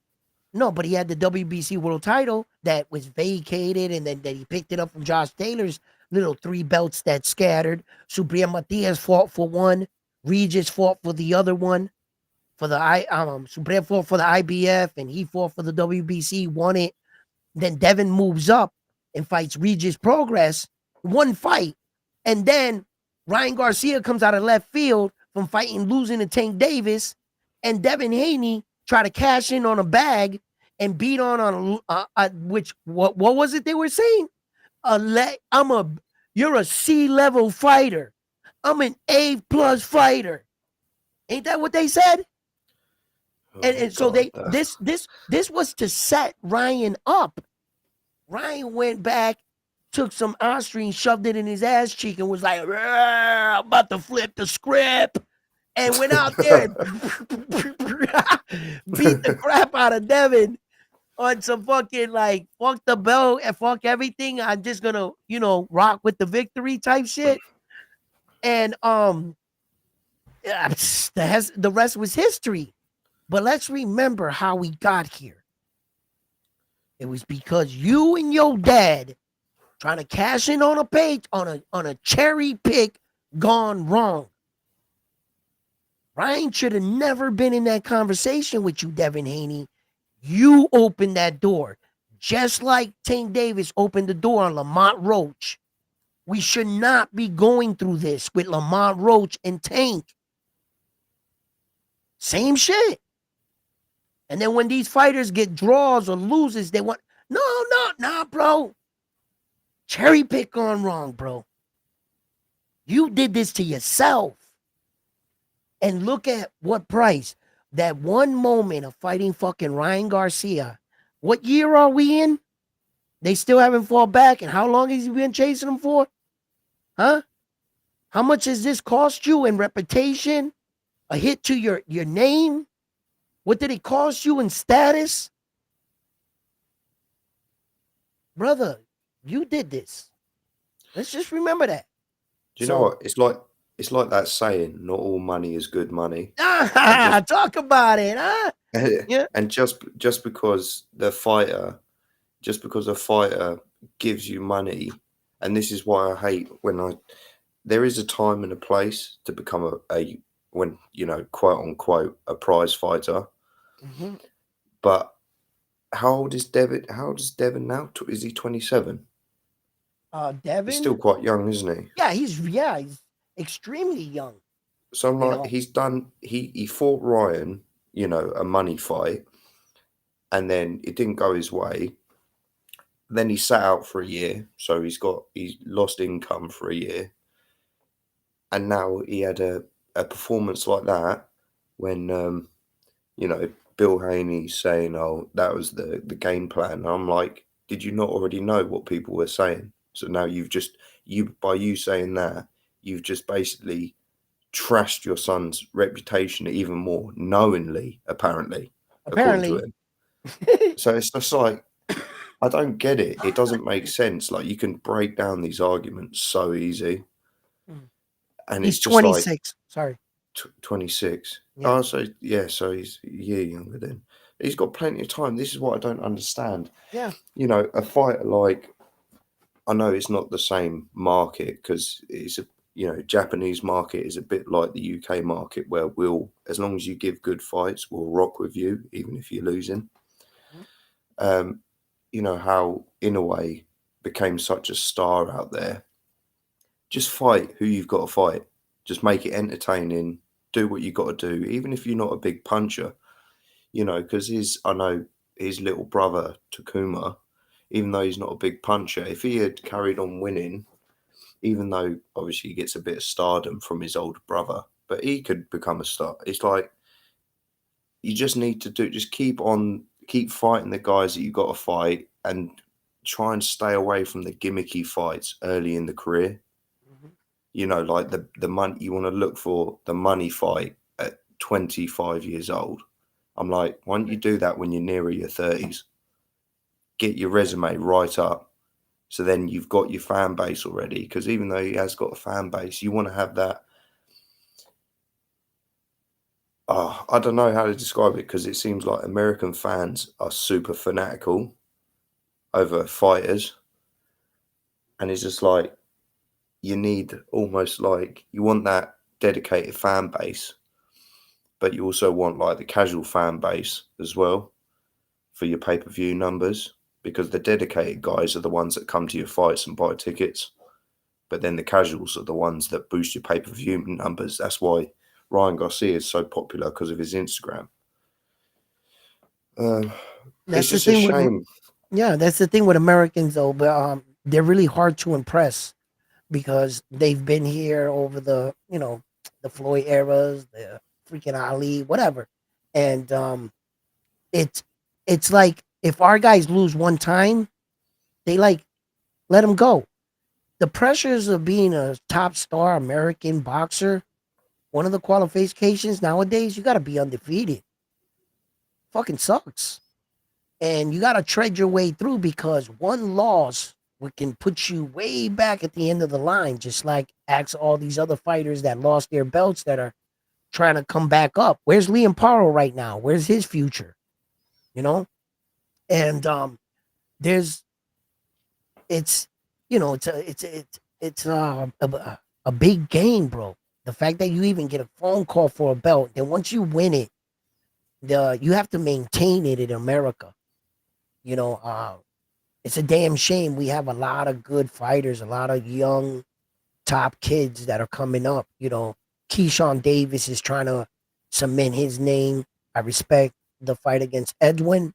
Little concerned with Edwin's inactivity, but you see there's another case where One of these guys are trying to like get good scalps under their name because Edwin got his popularity from making Shakur Stevenson gun shy, and and that's kind of his claim to fame. The worstest fight boxing match in history, Yeah, right? I you know what? I don't listen to what fighters generally say afterwards because Yeah, what happens in a fight happens in a fight. You know, if Shakur says he hurt his hand, he hurt his hand or whatever. But it's like once you're in there, if you tear a muscle, it's down to you whether like how you fight. And at the end of the day, he won that. If fighting as horribly as he did, he still won it. So it's like up in the air. It was a horrible performance, but Shakur did exactly what he needed to do. If you yeah, believe him with the hand, which obviously right, he's got brittle hands, so yeah, why would he lie about it? right, Um, so he did what he needed to do to win that match with the injury that he sustained in the fight. So you got to give him a benefit of the doubt. It's like it's annoying because I would want to see, just going quickly back to Teofimo Lopez. I right. would love to see Lomachenko and Tio run it back before if Loma comes back just out of retirement just to see his get back with a decent shoulder. Mm-hmm. Because if that's to be believed that he had shoulder surgery after the Tio fight, that would probably explain why he was basically inactive for half of that fight, not throwing like nearly as much as he was. But like I say, it's a fight. It's your thing. If you're that good of a fighter, you got to find other ways to get round. But then, if you've got another great fighter in front of you, then it kind of counteracts everything. So Right. I don't know. There's a lot of stuff. Oh yeah, yeah. No, that for me, look, wait, hold on. Let me say something right here. I knew that was gonna happen. I was trying to like, I was gonna try to put like this poll thing up at the thing, but I'm not gonna be able to get it up. What? Liam Paro isn't even with Ed anymore. Yeah, Eddie just threw him away, didn't he? Yeah, he threw away a lot of fighters, Subriel Matias and all of them. He got what he got out of them, and now he used his power to bring up George Camboza for his new little fighter, Richard Hitchinson. This is all part of this brutal game that we talk about in your opportunities. You can be in the game and you lose and you're out the door, your next day's news. So in this is what we were talking about. Some of these guys got to stay like fucking undefeated, and I think that Floyd Mayweather has a big fault in this. Where that over there in the UK, they don't care about that shit. They love their fighters. Look at Teixeira and all those Teixeira and all those guys, how they get ceremonially like in a fight, and the way they came out for Chris Eubank and Connor Ben. And say what you want about that. Oh, it wasn't a title fight. So the fuck what? I mean, just look at that support for their fighters. And if we can get that kind of support for our fighters, I think that the sport would really prosper from it. It'll bring more eyes. You know, um, so I agree with you on that. I don't know why we're like that out here. America moves so fast, and it's hard to please the masses. But hopefully, we're in a new era of boxing. The TKO lead is being introduced. Boxing is going. The WBC is doing these tournament styles. They're showing the judging on the clock now. You can see a lot of things starting to change in boxing. you know uh and if you haven't, I'm glad that you're here. Welcome, and we're going to inform you.